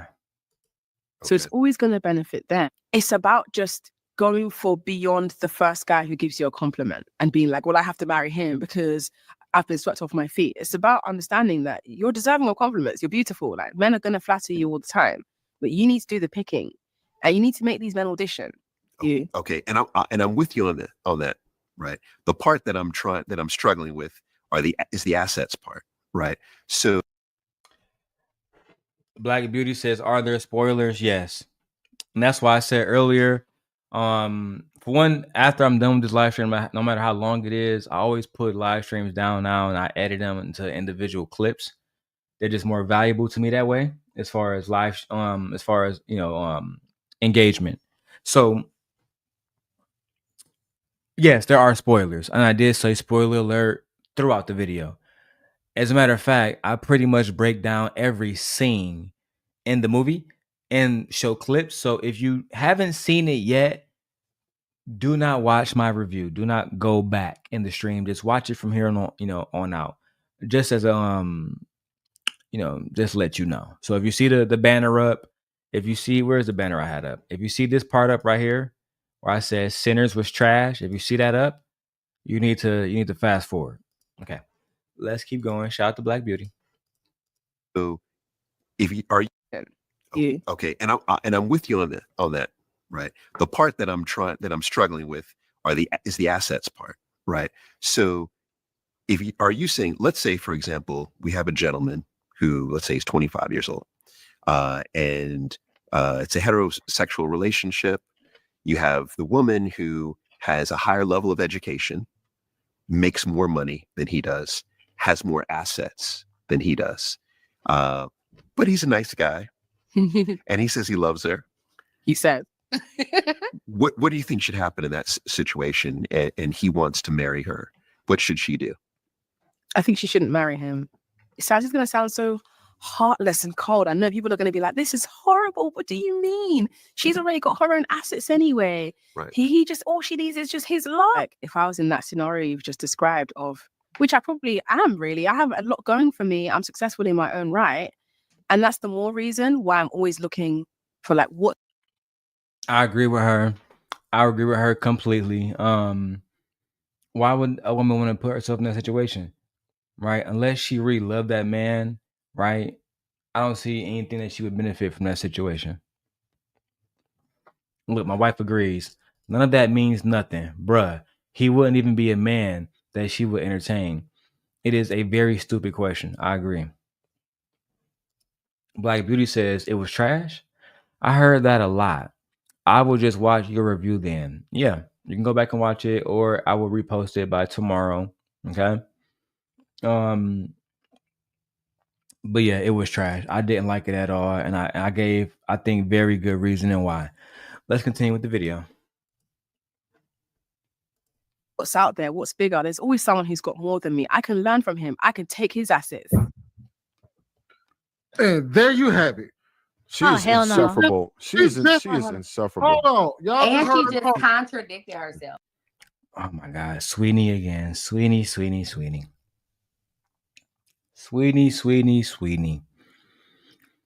Our favorite barber who is always talking. So again, just to put this out there, and it's not a disrespect to any barbers, but most of the women that y'all talk about, these women are out of your caliber. They wouldn't even date you. They wouldn't even entertain you. They wouldn't even look your way. If you touch them, they would wipe their hands off and ask for a fucking sanitizer. Okay. These are the men that's talking about women like Ebony K. Williams. But let's hear their examples, right? We got Bruiser, aka Darwin, putting his hand on his head.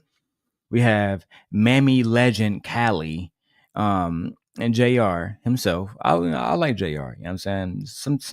We don't have no beef no more. I'm not. He probably fucking hate my guts, but we love you, Jr. Okay, Andrea, our favorite, the former basketball player Marcus, and Trev Smooth, the nigga who can't take off his sunglasses in the daytime. All right, let's go. Thank She you. She just just contradicted herself because she said that men are the ones that drop the contract, so they get more out of marriage than women, which is not true. And then she What? ended the ones that drop the contract, so they get more out of marriage than women, which is not true. You know what we do here when they say certain points, we must break it down. I'm sorry, it's gonna take time. So she said that men don't get more out of marriage than women. Okay, it's time. Where's our best friend at? Gemini? Here we go. Gemini, traditionally, would you say that women have gotten more out of marriage than men? As an AI, I don't have personal opinions or the ability to make value judgments about who gets more out of marriage. Marriage is a complex social institution with a long history, and the benefits and drawbacks for individuals have varied significantly across time, cultures, and individual circumstances. Historically, in many societies, marriage was structured in ways that provided different sets of advantages and disadvantages for men and women based on traditional gender roles. For example, historically, some potential benefits for women in traditional marriages might have included economic security. In times when women had fewer opportunities in the workforce, marriage often provided financial stability and access to resources. Social standing and identity. Marriage often conferred social legitimacy and a defined role within the community. Protection and support. Husbands were often expected to provide physical protection and support for their wives and families. Conversely, some potential benefits for men in traditional marriages might have included companionship and caregiving. Wives often provided emotional support, managed the household, and cared for children. Social status and lineage. Marriage ensured the continuation of family lines and could enhance a man's social standing. Domestic services. Wives typically handled cooking, cleaning, and other household tasks. However, these traditional structures often came with significant inequalities. Women might have faced limitations on their autonomy, property rights, and opportunities outside the home. Men, on the other hand, might have faced pressure to be the sole provider and suppress emotional vulnerability. In more contemporary societies, the dynamics of marriage have shifted considerably. Increased gender equality. With more women participating in the workforce and changing social norms, the division of labor and power within marriages is often more egalitarian. Focus on companionship and emotional fulfillment. While economic... Okay, you get the point. Men have always gotten more out of marriage than women because at one point women could not do certain things. They couldn't even have their own autonomy, while the men still had his autonomy within that marriage. Okay? Ciao. And then she ended it by saying she wants to date higher because someone will have more than her and she can take from them. Yeah, that's what wives do, right? I give my and on top of that, my wife give me money. I give her money. I pay for stuff. She pay for stuff. But that's what wives do. Any man who has a wife, and this is the thing that's crazy for me. Mammies like her and pick-me's like her love bragging about these black men. Oh, they take care of their family. They take care of their family. Then when a woman say, "Well, I want a man with money so I can take money from him," they're gonna say, "Oh, she's a gold digger." So I'm confused, baby. What if she got the same nigga that you were just rooting for, who want to pay all the bills? That means she's going to take the money from him and pay it. You can't root for the black man who say I'm paying all the bills, but then root against for the woman who say, I take advantage of that and I take all the money then. Fine. That's fine by me. That's grade A mammyism. Hey, fear. But using his finances is the reason why he got you in the first place. That would be the reason why he can say, I have all of this, I have all of that. He bragged about it. Get you. Yeah, so why are you upset that I can remove money from him? I agree.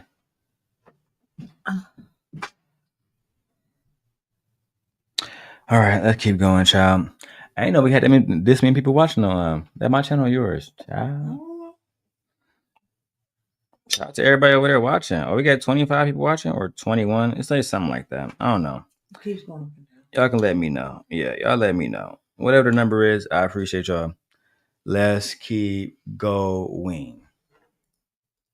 they, I guess, get divorced, she would be the one to be able to take something instead of a man taking something from her. No, Ty, it's even And more. this is why you Hold on. always get a prenup. Hold on, it's even more insidious than that. Earlier in the conversation, she was talking about. Girl, why would black people always demand prenups when a lot of black men, they don't have anything in marriages? Right. And this isn't a conversation that's based on race because we're racist, but because we're African American, we're solely talking about our community and issues that's pertaining to our community, for the record. With that being said, I just don't understand the conversation about prenup. Most of these men don't have shit to give away. They don't have shit for a woman to take. Mammies. How the patriarchy makes these men feel like they have to be providers. The patriarchy makes them feel some type of way about not being able to provide. And then at the end of it all, your ass gonna come out here and say, you need to have a man that makes more than you so you can take from him and he can't take from you. You contributed to the very patriarchy that you was just speaking against about 10, 15 minutes ago.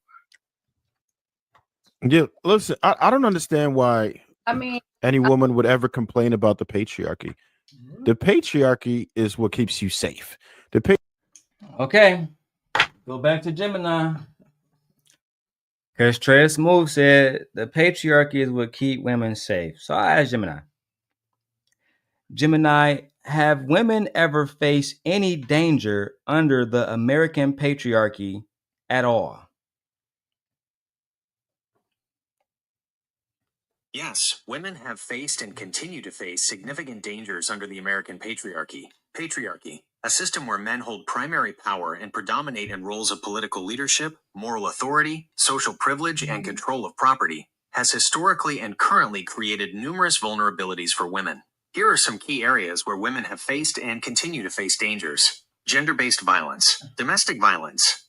Patriarchy normalizes male dominance and control, contributing to high rates of domestic violence against women. Statistics show that a significant percentage of women experience intimate partner violence in their lifetimes. Damn. Sexual assault and harassment.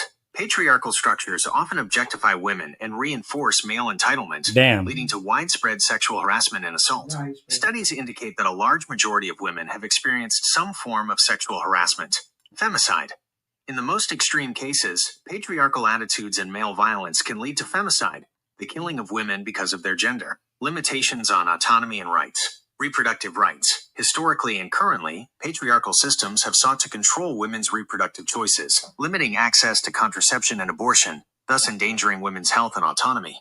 Economic disparity. Patriarchy has historically relegated women to domestic roles and continues to contribute to disparities in education, employment opportunities, and income, making women financially dependent and vulnerable. The gender pay gap persists, with women earning less than men for the same work. Legal and political disenfranchisement. Throughout American history, women were denied basic legal and political rights, including the right to own property, enter into contracts, and vote, leaving them vulnerable and without recourse. Social and cultural factors. Gender stereotypes and objectification. Patriarchal norms, often reinforced by media and popular culture, perpetuate harmful gender stereotypes and the objectification of women, contributing to their devaluation and vulnerability. Social control and expectations. Women who do not conform to traditional feminine roles have historically faced and continue to face social punishment, professional disadvantages, and being labeled as unlikable or bossy. Lack of safety in public spaces. The fear of male violence and harassment can restrict women's freedom of movement and their ability to participate fully in public life. Historical examples. In early America, patriarchal ideals dictated that men should supervise women in all aspects of life, with legal, economic, sexual, and political power resting with men. Laws and religious practices enforced women's subordination and dependence on men. Historically, women's bodies and reproductive capabilities have been controlled by legal and social systems rooted in patriarchal beliefs. The concept of honor in some patriarchal contexts has historically led to severe consequences for women perceived to have violated chastity norms, sometimes resulting in violence and social ostracization. It is crucial to understand that while progress has been made, the legacy of patriarchy continues to impact women's safety and well-being in the United States. The feminist movement has been and continues to be a vital force in challenging and dismantling these oppressive systems and advocating for gender equality. Child. Good job. Say, why would any woman be mad at patriarchy? Bro, you act like it's a great deal for us. Why would y'all be mad? We keep y'all protected. Protected. That's a nice word for raped, pillaged, assaulted, marginalized. Right? Let's not use those words. No, bro, you're wrong. You're wrong, Trev Smooth. You're extremely wrong. And again, fair use. This is only for educational purposes only. We're reacting to this video for educational purposes only, so we can correct some of the narratives and the wrong information in this video. The video credit belongs to Lapeef Network. Let's continue. Yeah, listen, I don't understand why any woman would ever complain about the patriarchy. The patriarchy is what keeps you safe. The patriarchy is what gives you the soft life. The patriarchy is what saves you from the barbaric nature of humans. You need to see what it looks like when there is no patriarchy. You have never seen what it looks like when there is no patriarchy. Even in the movies that you watch, from Game of Thrones to fucking what's the other movies like that? All those old Viking movies, guess what they have? A patriarchal system in place. You have literally never seen depicted or in your real life where there's no patriarchy or a matriarchal system is actually in place. The one that you come close to seeing is black women being the backbone of the black community. Black women being the backbone of the black community, raising 71% or more of the kids, being most of the school teachers, owning most of the homes and being the new property owners. So I got to continue getting most of the degrees at every single level, masters, bachelors, MD, PhD, right?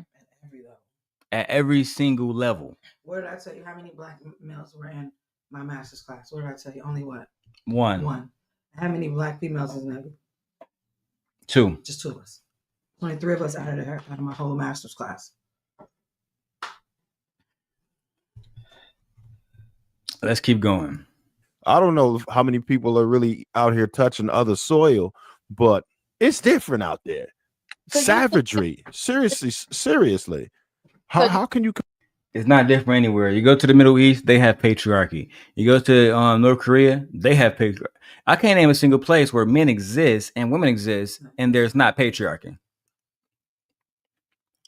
Even in the tribes that's off the beat, they're not modernized. They have patriarchies. I don't know what Happy Man talking about. Somebody give him a little quick timeout. I don't know what Happy Man talking about, man. Let's keep going. Complain about that. Who said something? So do you think it's not a possibility to be able to benefit from it, but also still call out the toxic parts about it? Like, what's toxic? Talk that shit, Andrea. Who said something? So do you think it's not a possibility to be able to benefit from it, but also still call out the toxic parts about it? Like, what's toxic about it? We just went to all kinds of shit that was toxic about it. And the fact that you don't know what's toxic about it makes your argument invalid. The reason when you have to protect women in your patriarchy, who are you protecting them from? So that means there's problems within the patriarchy that you even would have to admit in order to make the claim of protection that is given. If all males protected women from the patriarchy, the only person you'll be protecting women from are women. But that's not the case. Right. We know you're protecting women from other men. Don't make me ask Gemini how many SAs and sexual assaults and et cetera, et cetera. Child. Gemini list that shit in a second. And what Gemini just put up, that applied to all women. I didn't ask specifically a race for a reason. Child. Like we were just talking about how patriarchy can be toxic, how a man who is like doing nice things for his woman, like Nick Cannon and Mariah Carey, how the guys were making fun of him and stuff like that. So I mean, I think that it's okay for us to benefit from it, but it's also okay for us to talk about the toxic side of it too when it appears, because I mean, it can have a source of nuance. It doesn't have to just be one place or the other. So she can. What she said, I think, is still valid. It just so happens that she does benefit from it, and she is taking advantage of the benefits of it. I mean, I don't know. She's right about one point that Andrea just said. Even within the patriarch, you have men making fun of other men like Russell Wilson. All he do is something nice with his wife. He love his wife. He a simp. He let his wife go out and look good, make videos, even though she's a musician.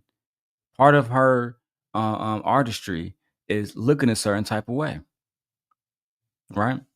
And it always has been with Sierra, but they ignore that. They, I guess, just like the little black man earlier who was saying, "I would never let my wife be in Sinners kiss another man."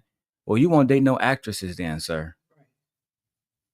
Not one that want to be successful. Maybe one that want to sit around and lose jobs because of her boyfriend, but not one that actually want to be successful.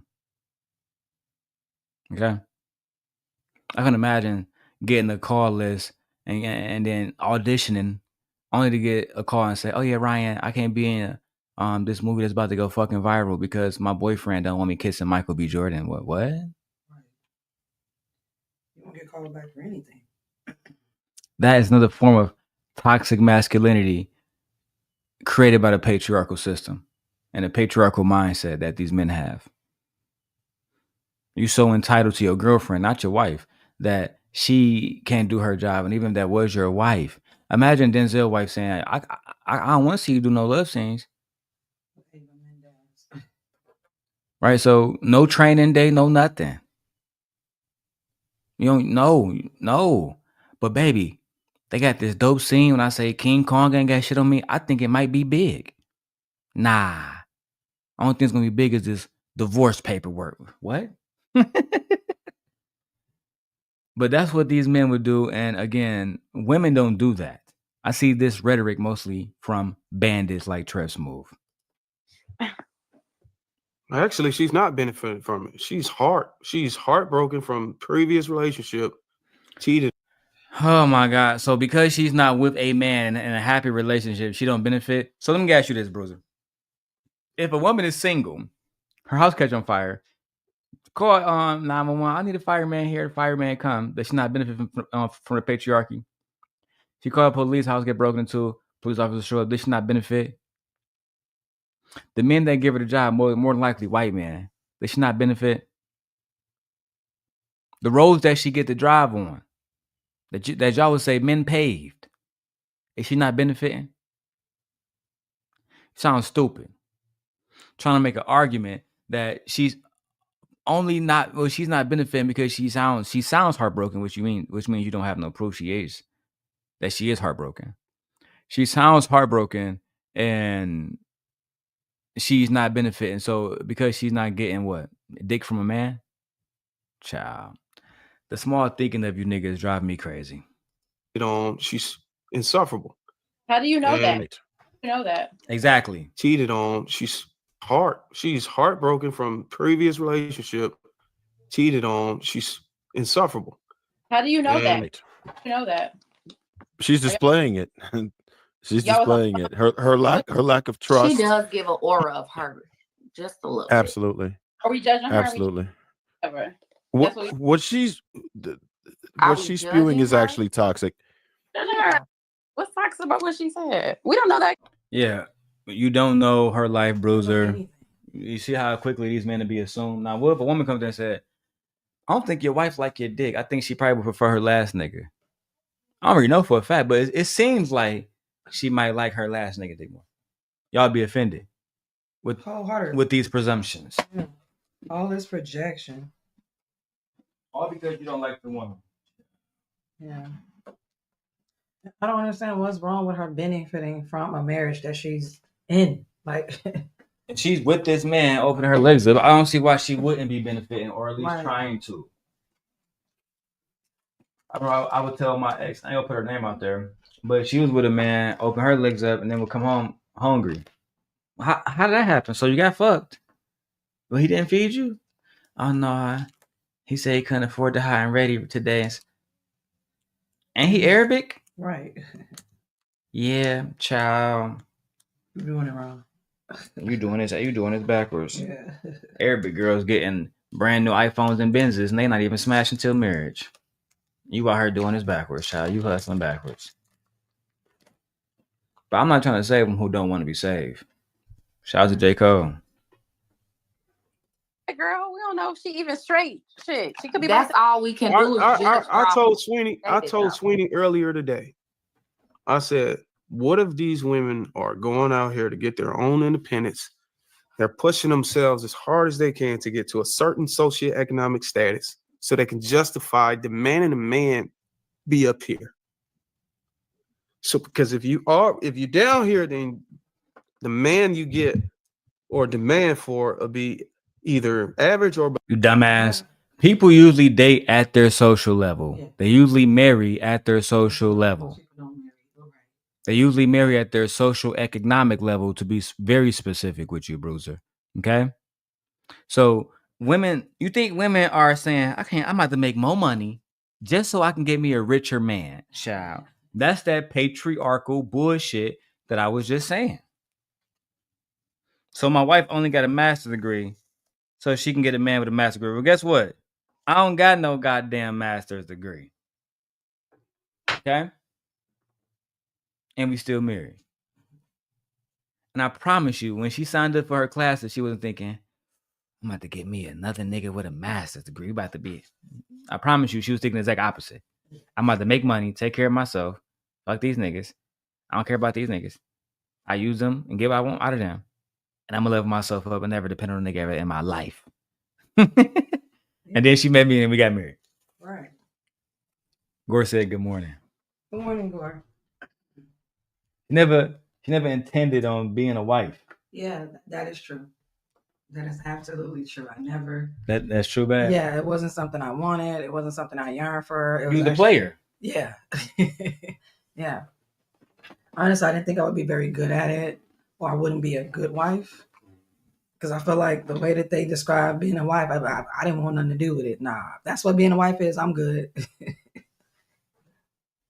You should be good. Yeah, I was like, I'm good. When I learned about what a wife is and what a man wanting, I'm like, yeah, I don't want to be nobody's wife. Then you learn. I don't think like these niggas. Yeah. And then you came along and your idea of marriage was actually more likable. We work together. Yeah, We're partners. Yeah. We love each other. We don't betray each other. Yeah. We don't talk bad about each other to each other, behind each other's backs. I don't go to my brother and be like, man, Jimmy pissed me off. We are very compartmentalized with the issues that we have and the things that we want to do and the stuff that we're into. That's all between us. Yeah. So I say yes. And here we go. 9 months later, about to have a baby. Yeah. Let's keep going. Below. But if you push yourself to be above average, now you can try to leverage or demand a man to either meet you there or exceed that. No, they can't. If that was the case, Leslie Jones would be only dating rich niggas.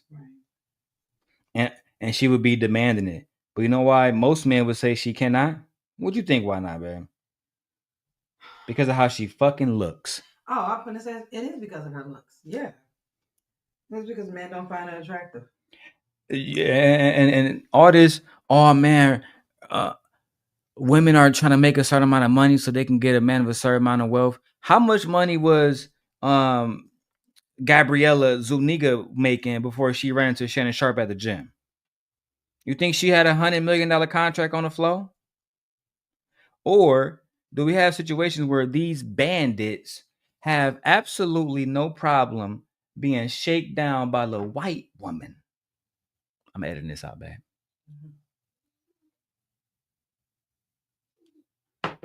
Okay? They have no problem being shaken down. Let me clean it up. By the white tea woman. Right? No problem being shaken down by them. No problem with spending $25K. Because if y'all equal, she could have paid for her own $25K. But nope, you had to pay for $25K, and now you're being sued for $10 million. You lost your deal at ESPN. We're gonna watch a video. Stephen A. Smith broke it down about how he feel like it's still wrong that he had to lose a job. But guess what, Stephen A. He didn't have to lose a job.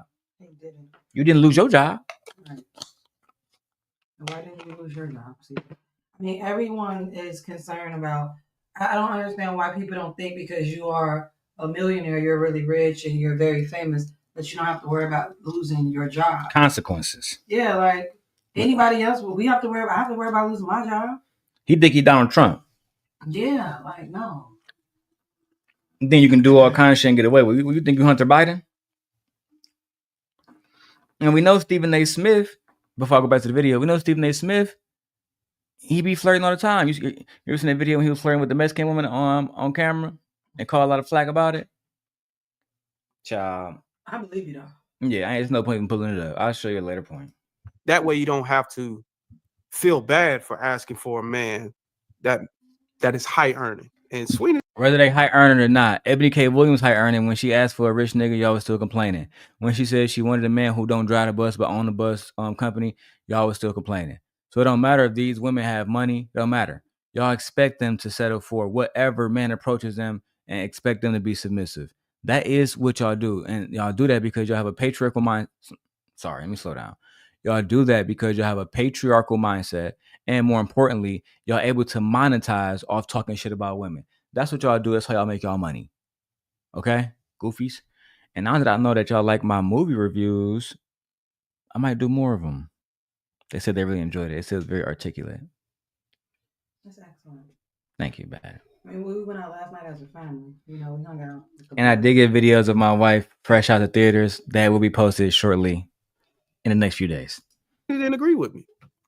And she just made a case. Is that problematic though? I don't agree with you either. I think that want me to tell you why it's problematic?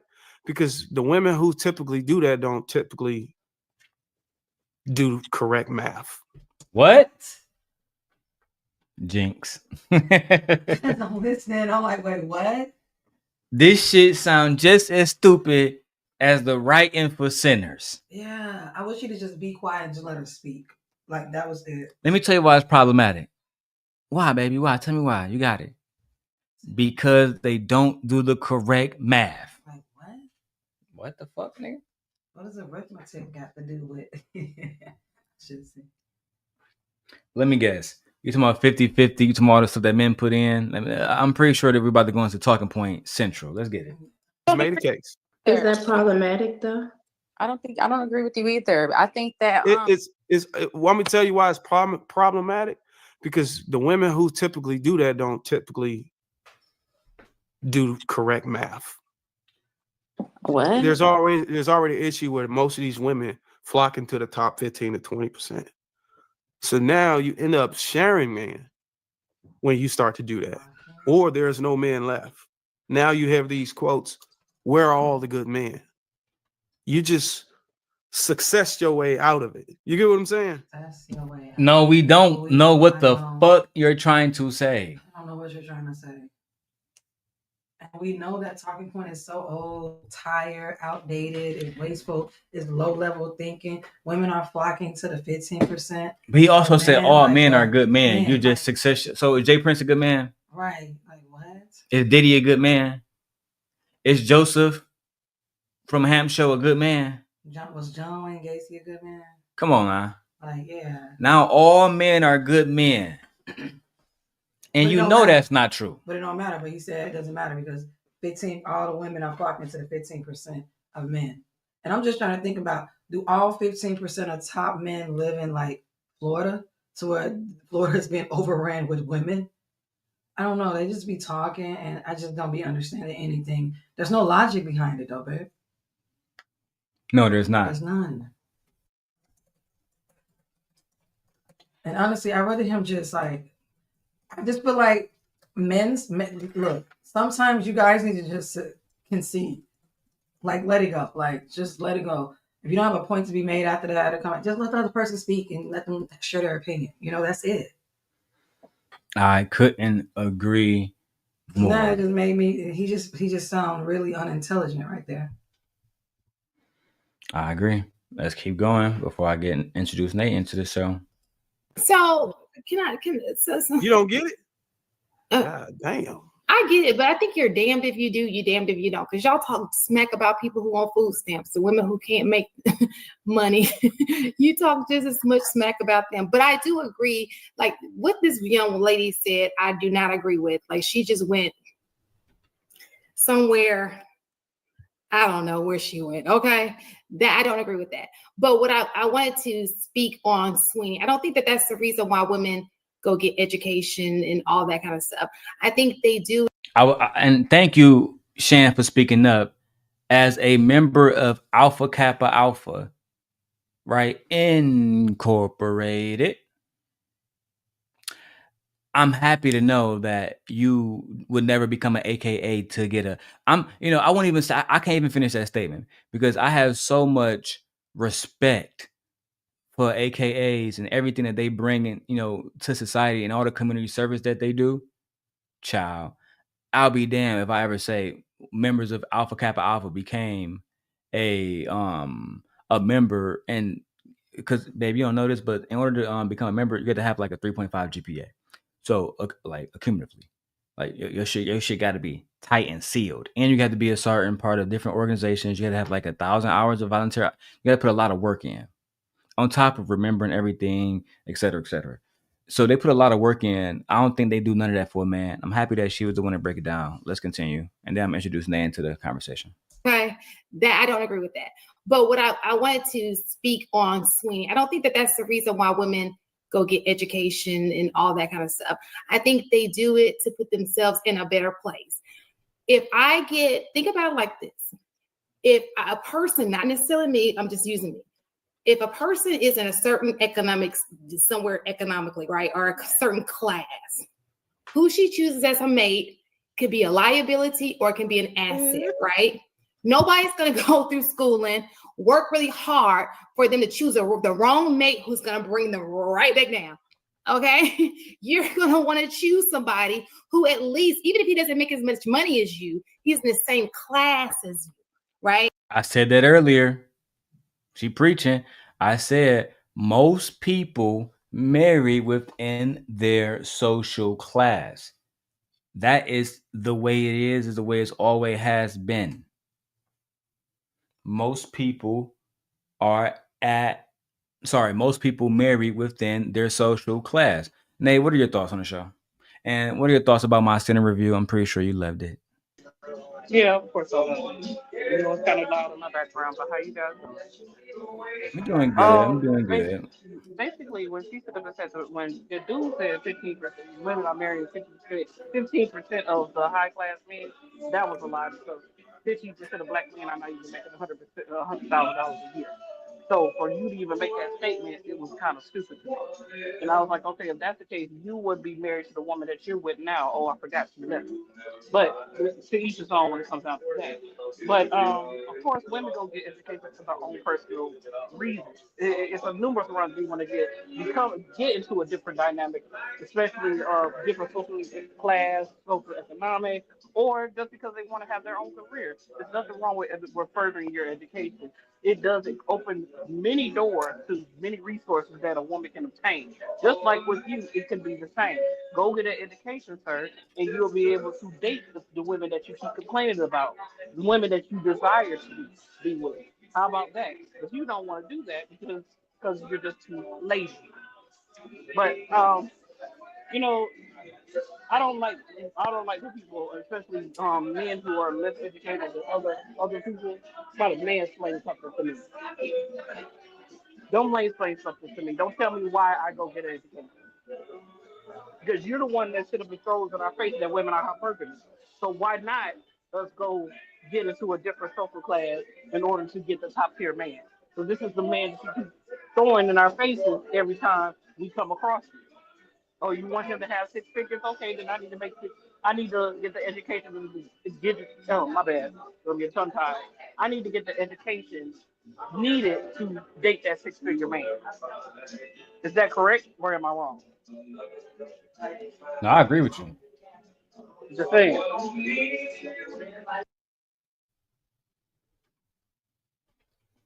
All right, let's get back to the video. He's ambitious just like you. You can work with him, even if he's not there anymore. Because think about it like this. It's like you hustling, right? You got a business, you're a business guy and you're hustling. And then you choose a business partner who's not great at business, who's going to bring you right back down. That's just not a smart move, right? You can love somebody like you can love them on, that doesn't mean they're a great partner for you. And maybe men don't look at it in a financial aspect. Maybe you look at it in something else. You wouldn't bring a woman on if she's not good cleaning, cooking, she's nasty. You wouldn't bring her on because you may think those are not things that I want for my wife, right? So men don't think about it in money, but you also are picky about your mate. Women are picky about different things, right? Now, exactly. It's not too often you see a millionaire or billionaire dating a poor woman. When they do, you do it like Bill Belichick, which I'm doing a completely separate video about that man. He did an interview with CBS Morning, and he brought his 25-year-old girlfriend. She wouldn't even let them speak. She said, "Can we talk to Jordan? Can we speak to her?" He said, "Nah." I think that was mine. He said, "No, you can't speak to him." They asked her, "How did you meet the 25-year-old girl?" She said, "We're not telling." She literally said, "We're not telling them nothing." He said, "I can't talk about it." I'm thinking this is the same Bill Belichick that won 5 championships with Tom Brady, and he allowed a 25-year-old woman tell him what he can't talk about. Child. That's what I'm saying. Remember I said earlier when I was like, how did they meet? Remember I said that earlier when we was in bed? I was like, I wonder how they met. I'm gonna do a video about that. How long she been around? Because people are mad about that interview. Yeah, and yeah. Bill Belichick said he never doing an interview with the young man who interviewed him because he was like, "This is supposed to be about football." And you ask him personal questions, but like the young man said, it's impossible. He said it in a question. It's impossible to do the interview without asking you. So, everybody's talking about you and your girlfriend. But again, separate video. My whole point is this. Bill Belichick is not married to her. No. She's never gonna get no assets. No. She probably being paid a little bit of money and she's traveling with him as like on the go vagina. I can't. Literally. I don't think she's in any board meetings with him. I don't think he take her to because he's not coaching for the Patriots anymore. I think he coached the Buccaneers now. I don't think she's going to any of those board meetings, maybe the games where he's coaching and she's on the sidelines. I don't think that she's actually in the meeting with the other bosses. They look at her like, "Oh yeah, you got your nice little thing that you're doing." Exactly. Let's continue. all of them, but some of them.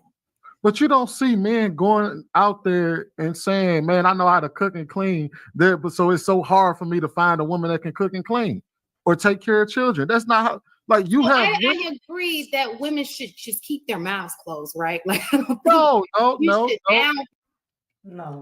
That's where you fucked up at. Yeah, absolutely not. What do you mean? Well, women should just keep their mouths closed? How are you gonna say women should just keep their mouth closed? By 5 seconds prior, you were saying how women want things out of a relationship too, just how men go look for things. What? And it's inconsistent with AKA. Now I have to go to Gemini. Gemini has the sorority Alpha Kappa Alpha done anything significant in American history? Yes, Alpha Kappa Alpha Sorority Incorporated, aka, has made numerous significant contributions throughout American history since its founding in 1908. Here are some notable examples: civil rights and social justice, early advocacy against lynching. In 1921, AKA sent a telegram to President Warren G. Harding, urging his administration to support the dire anti-lynching bill. First to take NAACP life membership. In 1939, AKA became the first Greek letter organization to take out a life membership with the NAACP, demonstrating their early and strong commitment to civil rights. Congressional lobbying. In 1938, AKA established the nation's first congressional lobby focused on issues affecting African Americans. I think you get the point. Because we can do this all day with the AKAs. They're not just sitting idly being quiet. Right. Like, what are you talking about? They don't teach you to be quiet as an AKA. Babe, who is the most famous AKA you know? I don't know any famous AKA. Face right behind you. Oh, Kamala Harris, that's right. That's right. VP Vice President Harris. Yeah. At the end of the day, they're doing extraordinary things out here. VP Harris was doing extraordinary things before she was VP Harris. She was never quiet, right? Ebony K. Williams, another AKA, or the Honorable Judge Ebony K. Williams. Stacey Abrams, was she AKA, remember? Who? Stacey Abrams. Stacey Abrams. Yeah, is she AKA? Who is Stacey Abrams? From Georgia. She was ran for governor in Georgia. Oh, that's the young lady who ran? Yeah. Yeah. I don't think she's AKA. I think she's I don't think she's AKA. I've never seen her in any embroidery, so I don't think so. But I would say this, and I'm like, okay, the mere fact that you are an AKA is the reason why women have do not to be quiet. The mere reason I why agree. you're able to get an education is because men and women started to talk and run their mouths and say, hey, I want to tie me over myself. I want to be able to go to school to have my own resources instead of depending on a man to have resources. I don't understand why you would say, oh, women need to keep their mouths closed. You wouldn't be in the position that you're in right now, Miss Lady, if you kept your mouth closed. We wouldn't have the whole feminist movement. None of that if we kept our mouths closed. So I don't even understand why the fuck you would even say that. That didn't even make no sense.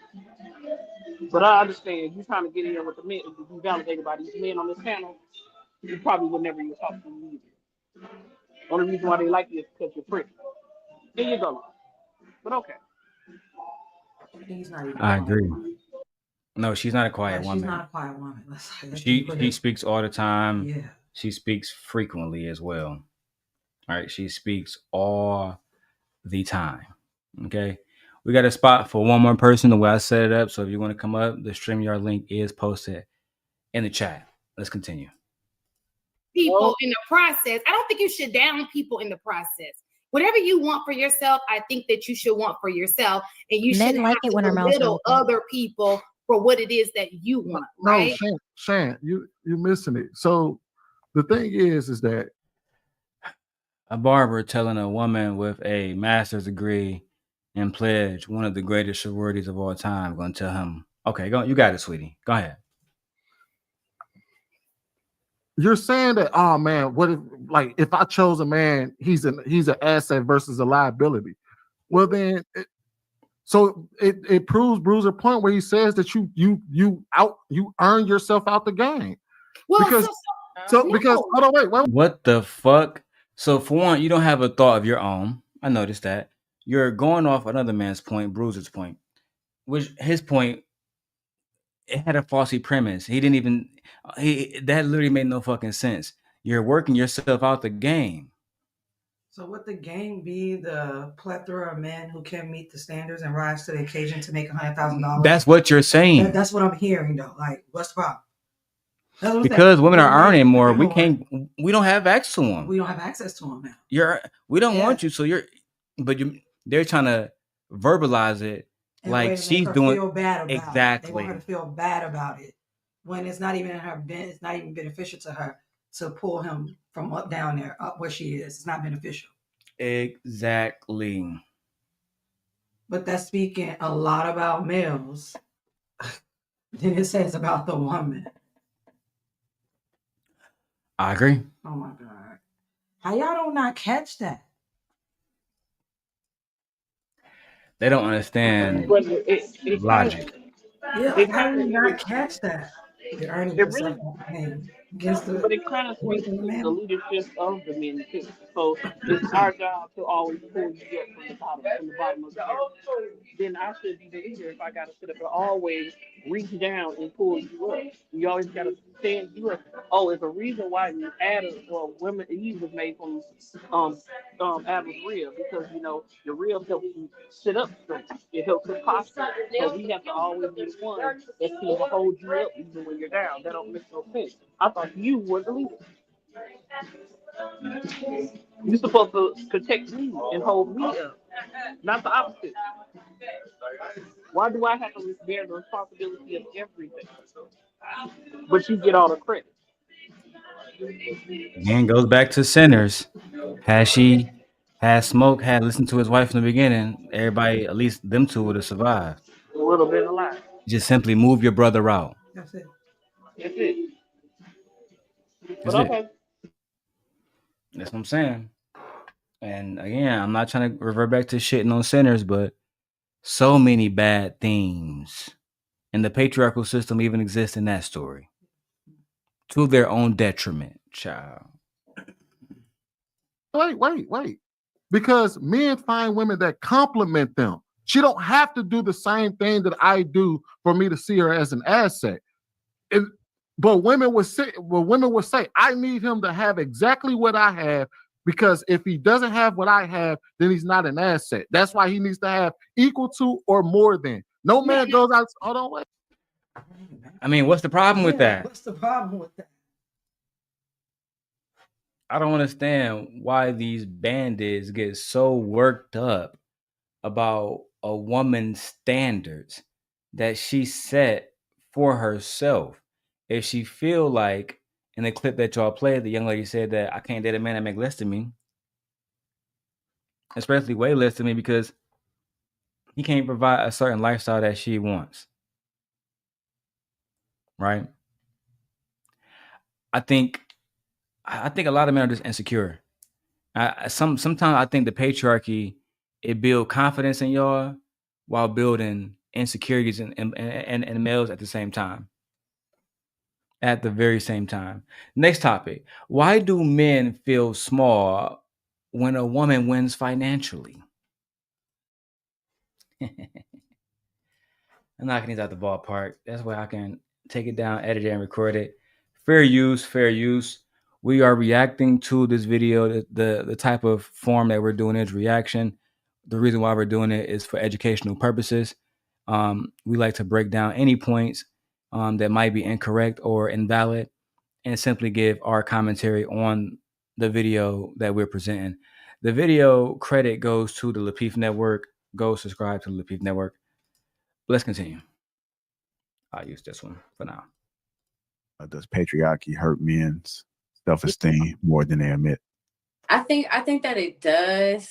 I think that it does hurt their ego and their self-esteem because, like how some of the guys are saying, like most of the ridicule and criticism was coming from their like men. So it's not like women was like even when it comes to like men doing nice things for women, like people call them simps and stuff like that. So it's like they have to be willing to unlearn the things that they have been conditioned to believe when it comes to what they attach to manhood.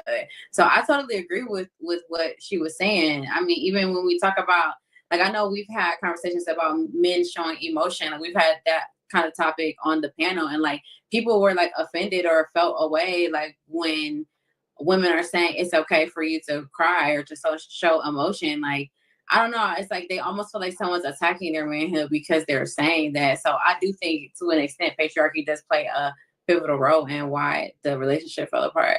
I have a different take on it. Okay, what's your take, Beth? I don't think she's wrong. I just think when she's talking about what men are supposed to be like, to me, that falls a little bit more into the category of masculinity.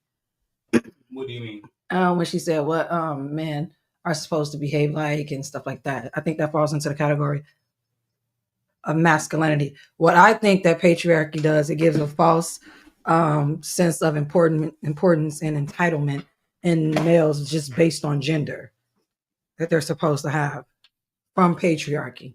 I think it just gives them false entitlement. So then when you get out here in the real world, it tells them, oh, if you do this, this, and this, and that, you get a wife, you get to have a legacy, you get to get a home, you get land, you know what I'm saying? Like from like an old school standpoint. And now we're here in 2025 and it's like same patriarchy. You guys are trying to apply it to 2025 and that doesn't happen. I just think it tells men that patriarchy tells men that they are entitled and they are supposed to go first at all costs, at the detriment of everyone, women and children, by virtue of being born a male. I couldn't agree more. And well said, wife. Let's go. I would agree with definitely. But Nick Cannon Andrea's hasn't not settled wrong. down since. Andrea's not wrong at all. I agree with her. I think Callie is speaking now. Mariah. I mean, like, if it was that bad, like it was that bad, like that bad that you just haven't found another Mariah and tried again. I think that I think Nick Cannon probably has like some codependency issues too. Like I like that's why I thought it was interesting what the guy was saying, because a lot of that has a lot to do with like being imbalanced with how you look at yourself. So I guess you could say that's self-esteem at the same time, because he's not really able, like even just the conversation he had with Dr. Bryant, like that interview he had with Dr. Bryant, and he was like saying the things that he was saying. Like I think that he really needs, I think he got a lot going on. Like I think he got some unresolved trauma and stuff that he's not really acknowledging, to be honest. Or maybe he just gave up. And he was just like, you know what? This whole single woman thing ain't for me. You know, there's too many accusations going around. So that's why he, you know, decides to have what he has. And I think that, like, All right, Callie, I usually let the lady speak, but I'm going to interrupt you. I believe that Nick Cannon has and Future, they both have codependency issues. They don't want a situation to occur where they have to um, be emotionally vulnerable with a woman, or they have to trust a woman, where they have to be faithful and committed. I don't believe that those men want that. I don't believe that those men desire that. I believe those men are purposely dealing with their trauma by having as much sex as they possibly can and masquerading that toxic masculinity as masculinity itself. But let's continue. I don't know. I just feel like if that were the case, then more relationships would be failing because of certain things. I think we got to hold people accountable in this. I wanted to say this earlier, but when it got to me, the conversation had changed. We got to start, like, if you're a man and you decide to do something else, you're still a man. Like, you're just as accountable as if a woman were to not uphold her duties or whatever that you guys claim, or whatever the case may be. Just like you hold them to standards, you got to hold these guys to standards too. What happened was, he saw some stuff on the internet. The internet can be crucial, and he didn't like it, and he got upset. And I don't know, maybe it did hurt his ego. Maybe he did have that stuff, but that's no excuse for you to just be like, I don't know.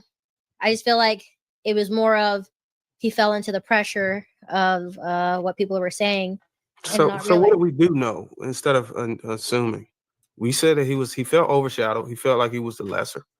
Felt like he was Mariah Carey's man, not Nick Cannon. You guys don't know anything because you don't know Nick Cannon. You don't know Mariah Carey. You don't know nothing. Nothing. Okay? So when you ask, oh yeah, what do we actually know, man? What do we know, man? The answer is you know nothing, Jon Snow. You don't know a goddamn thing. Only thing you're going to do is make assertions of what you believe is happening because you don't know what's happening. Okay? You don't know what's happening because you don't know these people. You can only, right? You can only make assumptions and presumptions about what you think is going on, what you think will happen in certain situations. You never can use your real life to back these talking points up. That's part of the reason why y'all failures. Let's go. I feel like that. What about the dynamics of the relationship? Well, I think it goes into what Callie is saying now. We know that because of that relationship, he's never gotten married again. We know that because of that relationship and maybe society's impact and perspective on that relationship, it made him feel less than, regardless of the accomplishments that he has. And but what did she make because of that? What I'm asking well, he never said anything about what she made him feel. It's about what the situation and how people perceived it. Because what I'm trying to do is paint the picture. So that's the issue. That's the issue. That was his own self. That was his own insecurity because she never made him feel inadequate. He felt inadequate because he kept comparing himself to her. She has been around longer than you. She has a very longer category than you. Doesn't mean she didn't love you as her husband and the father of her children. And she did not simply make it seem like I'm the biggest diva and you ain't shit. She never made him feel that way, even as a star, a prominent star in the community. So that was his own insecurities that caused him to allow other influences to ruin his marriage instead of him seeking the help that he needed in order for him to feel better about being married to this woman who stayed with him when he had cancer, who stuck by his side with the whole time he was going through chemotherapy. This is the one woman who held your hand through chemotherapy. But you're sitting here worried about what people are saying online. Instead of you loving the woman who gave birth to your children and who was Which always is made goofy in successful as itself. a person. You were married to Mariah Carey, the Mariah Carey. Why would you even fuck that up? That was him, Because you're all goofy. him. It was all him, and that's why he had never remarried, because I think that was, he knew after a while that was the biggest mistake he ever made. Period. I agree. I actually agree 1,000%. And I don't understand why the manosphere hasn't changed their talking points to be a little bit more reasonable. It seemed like I'm not sure they want to be argumentative or they actually want to have solution-based conversations. I really don't. I'm not sure. God sees me as Mariah's man. Right. But inside of the house, Mariah sees me as the king. As the I'm king. wondering Right. if that happened. Can we confirm that happened or not happened? We can't confirm or deny. I think that. So I watch Mariah's reality show. She can be a little smothering with her relationships, to be all honest. I could see it maybe. She seems like the clingy type, like she likes you to follow. Did y'all watch that? He said he No, wanted. and that's why I'm trying to ask. Andrea, Sort of, I think what you're trying to. What you saying? Bro, one thing I hate listening to sometimes is videos we're trying to react to and people always just talking over each other. Because like we just saw, it mixed with bad content and we don't understand what somebody's trying to say when everybody's talking. And it's always these bandits interrupting women because they have no emotional control. Explain, Shan, is what I'm asking. I'm saying he literally said that he would go. He wants to be back with her. Like he said in an interview that he regrets leaving that marriage. So it's obviously like if he's looking back and reflecting back on the marriage and realizing that he wants to be back there, I don't think it was something that she was doing per se. Right. So I think it's more internal. Like Callie was stating, it's more, and what Andrea was saying, it's more about him and how that situation made him feel based off of other people's perspective, which plays into how he lives his life now. Now he's able to have, or he's showing that now I don't have to be connected to anybody, right? I got the highest of the highest as far as like power and prestige and money, because I have all these different women in all these different places, and I'm not. You think money gets you women automatically? No, a lot of these men, they're not getting women just because they have money. They're getting women because they're tricking on women. They're tricking. It's just that simple. They're doing whatever they can to get a woman to basically bend to their will. Look at what happened with Shannon Sharp. $25,000 a cheek. That's a lot of money, bro. Imagine going to the bank. I need about $50,000. What you need this for, Mr. Sharp? I mean, I'm just your banker who's going to advise you how to spend money properly.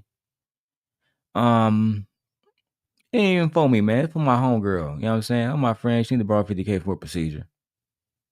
What kind of procedure? She getting her ass done. And I'm fucking. Child. You can't make this shit up. It's like, and when black women couldn't ask niggas for $25,000 for nothing. Nothing. Unless she was basically fully submitted and giving her autonomy up. But with these white tea women, you can just be a little thotty thot. OnlyFans model. You know what that means. You think they only posting pictures on there? Chat. Not going to settle down with anyone. So now no one can say that he's not the man or not that guy because he's overly proving it. So we're just assuming that he wasn't on the throne inside of the house. We know society didn't see him on the throne outside of the house, looking through the window. But we never also saying he wasn't on the throne. He wasn't treated like a king by Mariah. We never said that, darling. Okay, so that's still up in the air though. Oh my God, what is being treated like a king? Like, what is that? I don't know. Because when I think about that, Is she giving you a crown? Are you waking up having lords and ladies and merchants and everybody asking you for decisions? Are you really a king? So if you're not a king, how could she treat you like a king? It's like, let me ask y'all something. My Game of Thrones fans, would it make sense for Alicent Hightower to go to the Red Keep and find any random nigga and treat him like she treated Viserys Targaryen?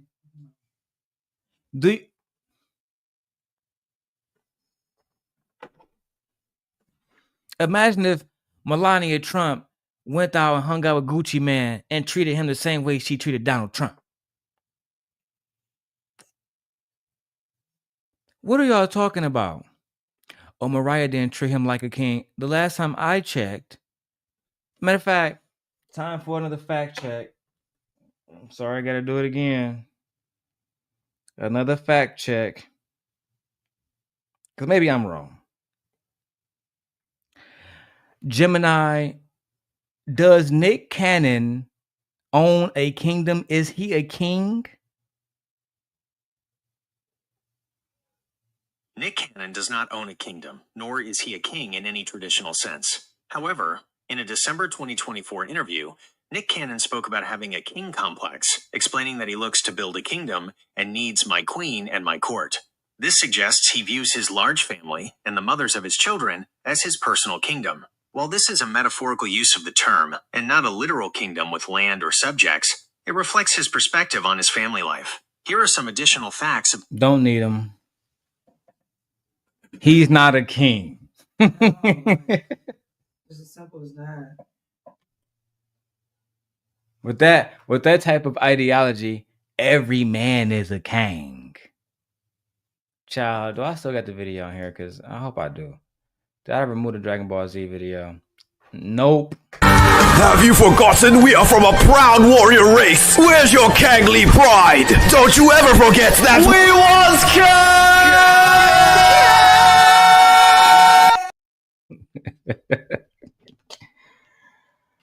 Where's your kingly pride? The audacity. And you ask these bandits, have y'all built one institution at all? Can you name 3 founding members of the NAACP?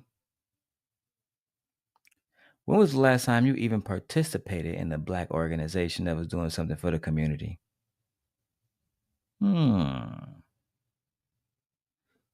But you won't hear policing women telling some y'all need to be treated like kings. You talking about the same one that was cheating on Mariah getting other women pregnant? Do you think she Rashida? My wife would tell you, I don't even like Mariah Carey that much. I like her, but I feel like she's overhyped, right? But that's not the conversation today. What I do know, in the 90s, she was a crown jewel. Black man, white man, it don't matter. Everybody thought Mariah Carey was absolutely stunning. Nick Cannon. Nobody never thought that about you. Your career never reached the heights that Mariah Carey career. One could argue that she reached down, did not date at her level, especially from a successful point. And it seemed like she was in love.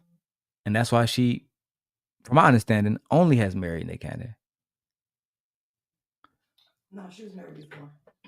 She was married to somebody else? She was married before.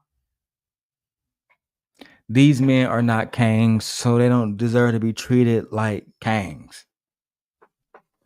My wife don't... babe, do you treat me like a king? Do you wake up and saying, the royal penis is clean, your highness? Do you bathe me in the shower? No. Like Allison. Remember Allison was doing that for Viserys? Like, what the... Exactly. No. Do I just call the guards and say, tell my wife to be ready in the bedroom? No. Oh, well, my lady is pregnant.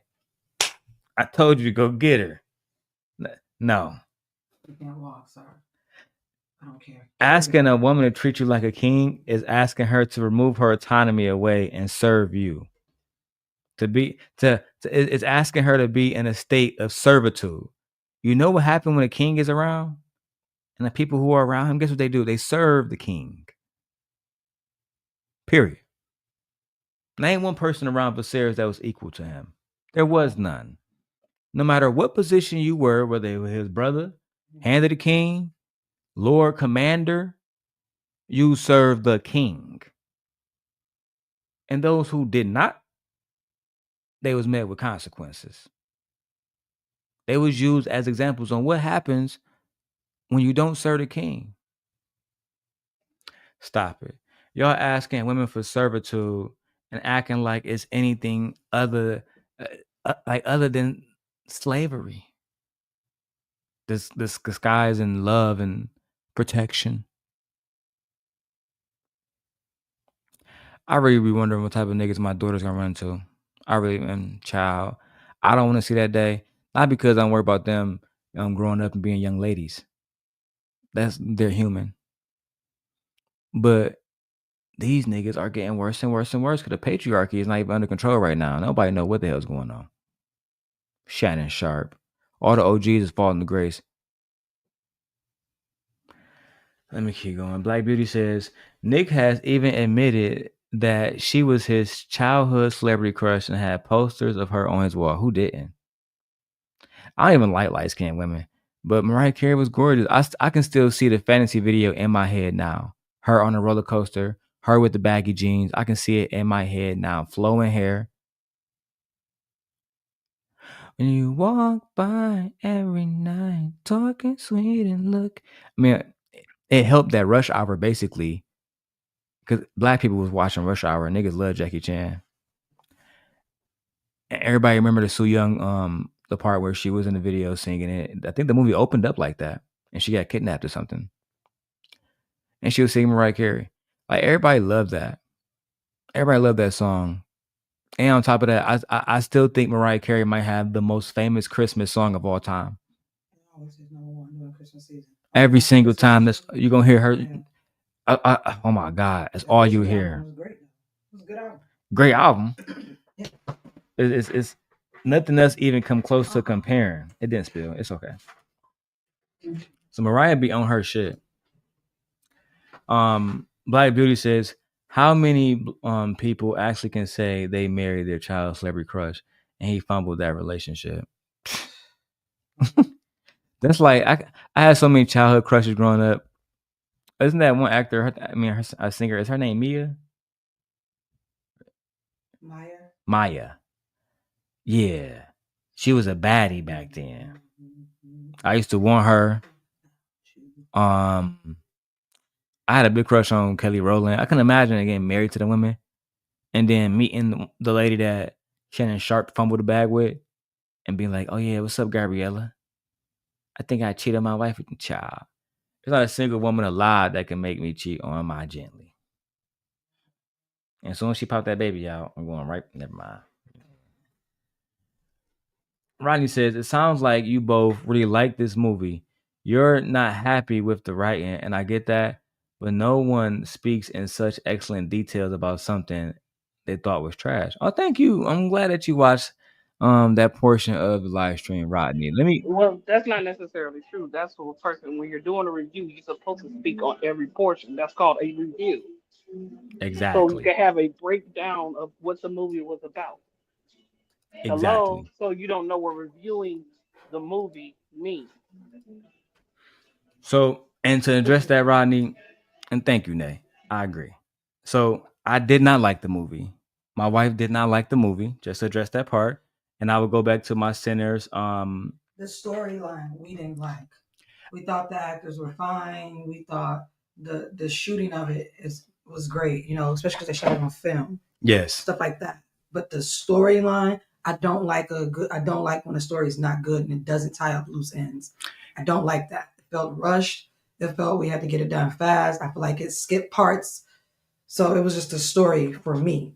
But I like me some Michael B. Jordan. And I will admit, Rodney, so he says, it sounded like you guys both really liked this movie. We did not. You're not happy with the writing. No, we were not. That part is true. And I get that, but no one speaks in such excellence. Well, and thank you for saying that.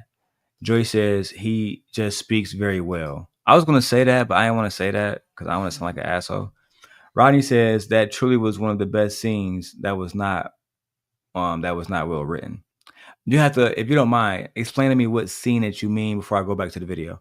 Because I'm only going to go back and, back and forth between my Sinners review. For the most part, I was done with that part. I would say this about Sinners.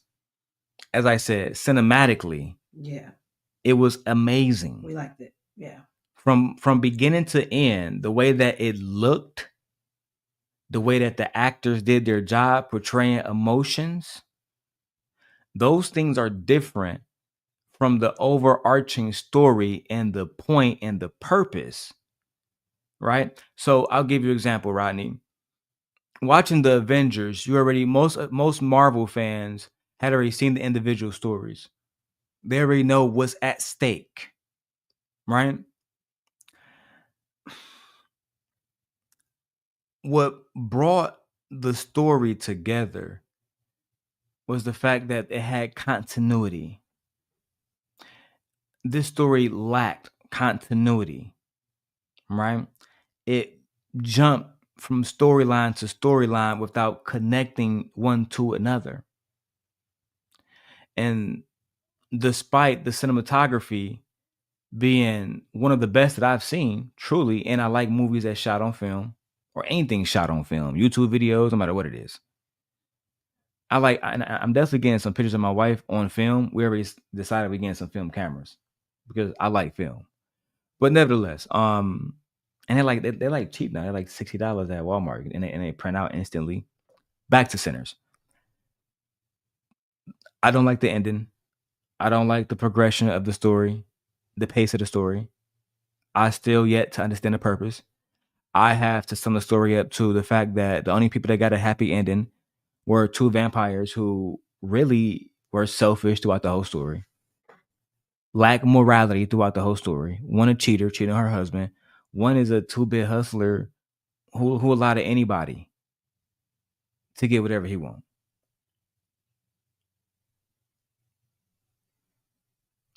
So he said, man, you're describing this movie so well. I'm going to go see it again. Thanks for the great review. Well, thank you. Thank you. I appreciate it. I think, listen, if you want to go support Ryan Coogler, We still supported Ryan Coogler. Yeah, we spent our money, and I support Ryan Coogler. Yeah, we support Ryan Coogler. Yeah. Like, I've been following his artistry since Sundance when I first saw Fruitvale Station. Yeah. And that was an independent film, right? No distribution, no Marvel. And when I heard that he got the Creed movies, I thought, that's crazy. He about to be in the Rocky lore now. That's legendary lore as far as film goes. As a matter of fact, I would argue that there's no greater film story. Even Will Smith Ali story is not as great as Rocky. I'm sorry, but that's just how film people look at it. Right? They even have a statue of Rocky. And this nigga not even real. Right? So, yes, Miss Joy. Ryan Coogler also did the Creed movies. There's a lot of movies with where Ryan Coogler is a director and Michael B. Jordan is the lead talent. As a matter of fact, I will argue I haven't seen a movie yet that Ryan Coogler has directed where Michael B. Jordan wasn't top 3 on a call sheet. Fruitvale Station, he was the main person. He portrayed Oscar Grant. The Black Panther, he portrayed Killmonger, who was a main character. He was even in Wakanda Forever as an apparition when Shuri took the Black Panther little flower or whatever to get her powers. She literally saw Michael B. Jordan character in Killmonger. Then you have Creed, where he plays Adonis Creed's son, right? Which was Rocky's best friend who tragically died in the fight versus a Russian. And now you have this Sinner movie that he's directed where Michael B. Jordan plays dual characters in Smoke and Stack, right? Allowing him to expose his range as an actor, right? And for those who are Michael B. Jordan fans, you know that his acting days go way back to The Wire, which I always tell people that people make it seem like that's not a big deal. Some people consider The Wire the best show of all time, right? And on top of that, you're acting on a call sheet with you're acting on a call sheet on The Wire with Idris Elba. Who else is on The Wire, child? So many different good actors was on there. And on top of that, it's an HBO, so that means it's a paid subscription. Well, people are paying the movies $10 like we did last night. They're paying that monthly to watch The Wire, right? So companies like HBO, they only hire certain people for good roles. This young man has been acting his whole life. And another movie that people forget about Michael B. Jordan was Babe that I really liked. I forgot the name of it right now. Maybe you can find it for me. But they had little powers. It was him. It was two white friends. They gained some powers, and then it was flying in the air, and they was destroying each other. You ever saw that movie? Type in Michael B. Jordan movies, and then you will see it instantly. You'll know which one I'm talking about. And if anybody know what movie I'm talking about in the chat, please let me know. Fear says, The Wire was amazing.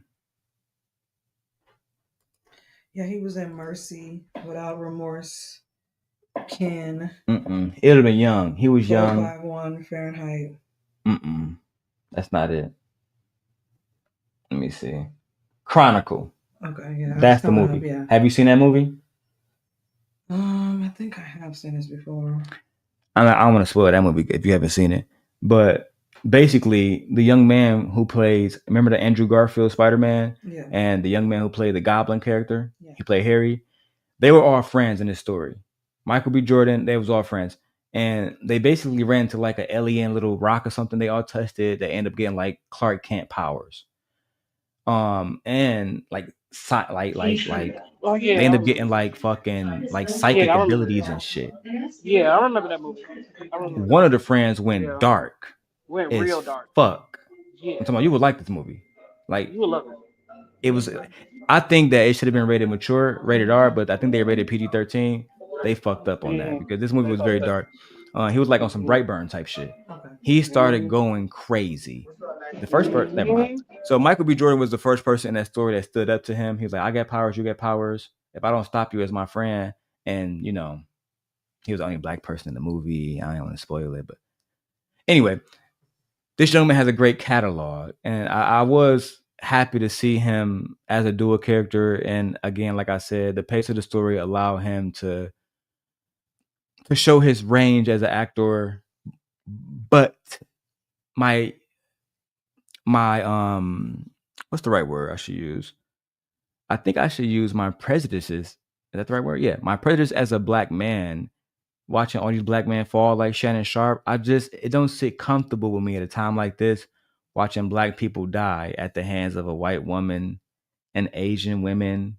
I wasn't comfortable with that. But okay, we're done with this part. I'm going back to the video. Shout out to Sinners. Great, but not great movie. Let's go.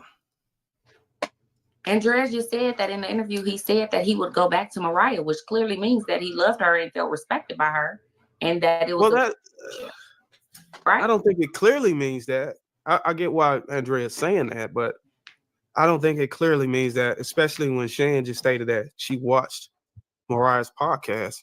No, she said she watched her reality show and that Mariah was smothering with her love, which means that she's overly loved. Okay, so while we're finishing this, I see a lot of you guys still talking about Sinners. Hey, Chalk. If you guys want to continue talking about Sinners, then we'll continue talking about Sinners, and I'll show you guys some more clips and I'll break down why I didn't enjoy the movie. Chalk said she liked it. She said Michael B. Jordan was good. I don't deny that, right? But I just still think, never mind. Let's finish this clip. I'll talk about Sinners afterwards.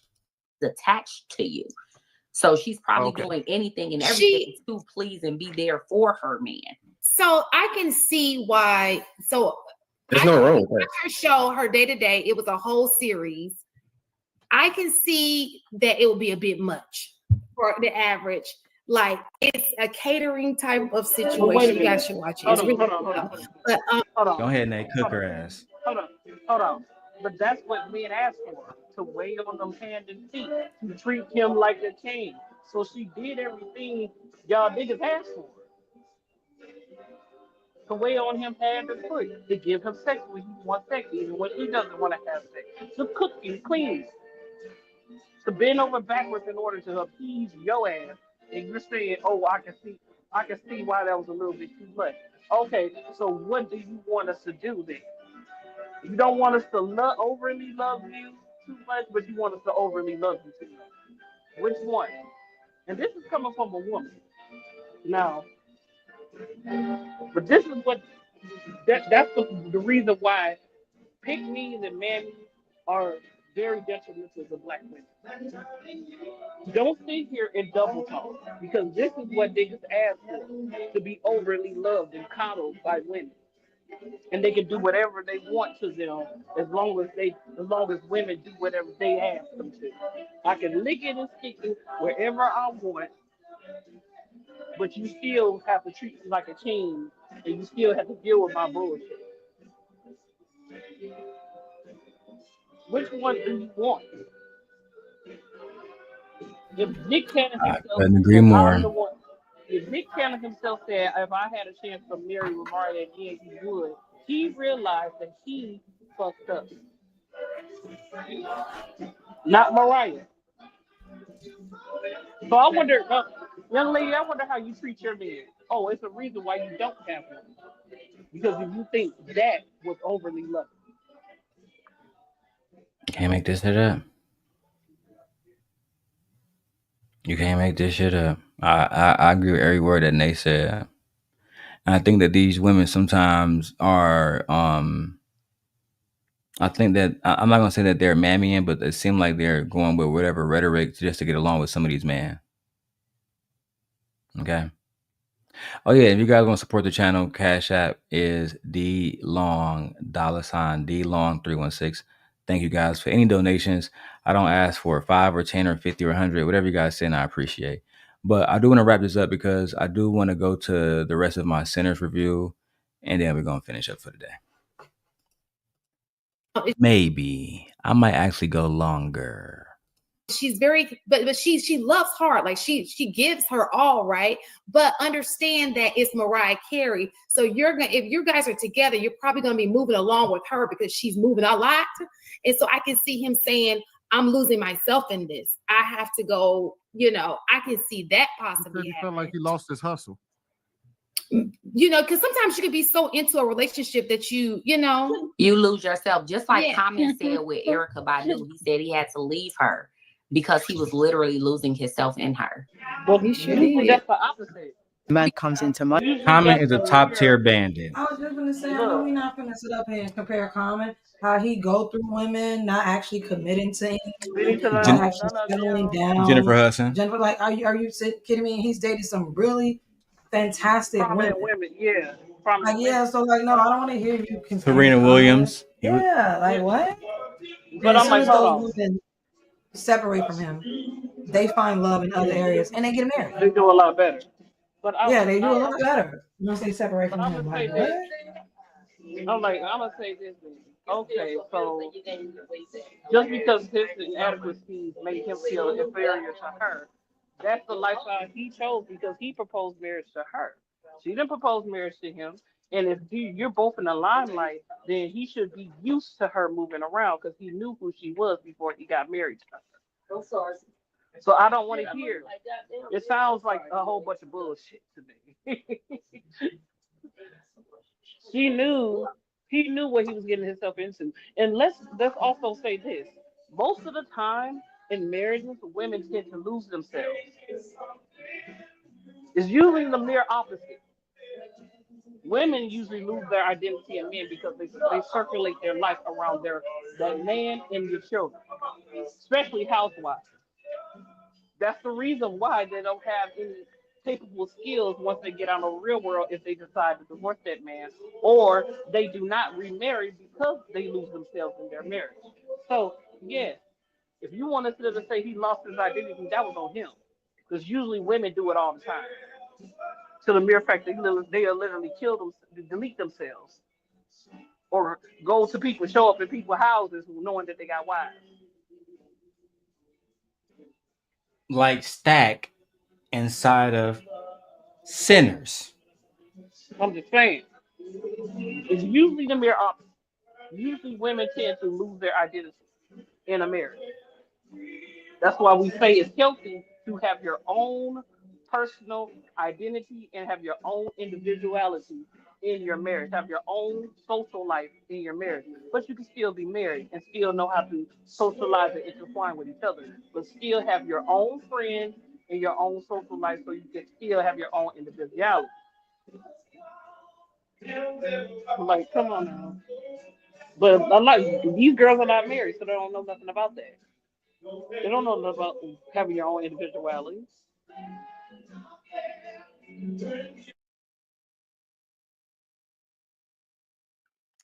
Let's keep going. Because he was literally losing himself in her. He sure did. Man comes into money. First thing he does is covers himself in flashy things to attract women who are drawn to men who represent success. Because what people refer to as, oh, like gold diggers and women who only want to be around successful men, it's not about being drawn to success on the surface. It's about being drawn to safety and recognizing that financial safety is important. Your financial status reflects the quality of your life.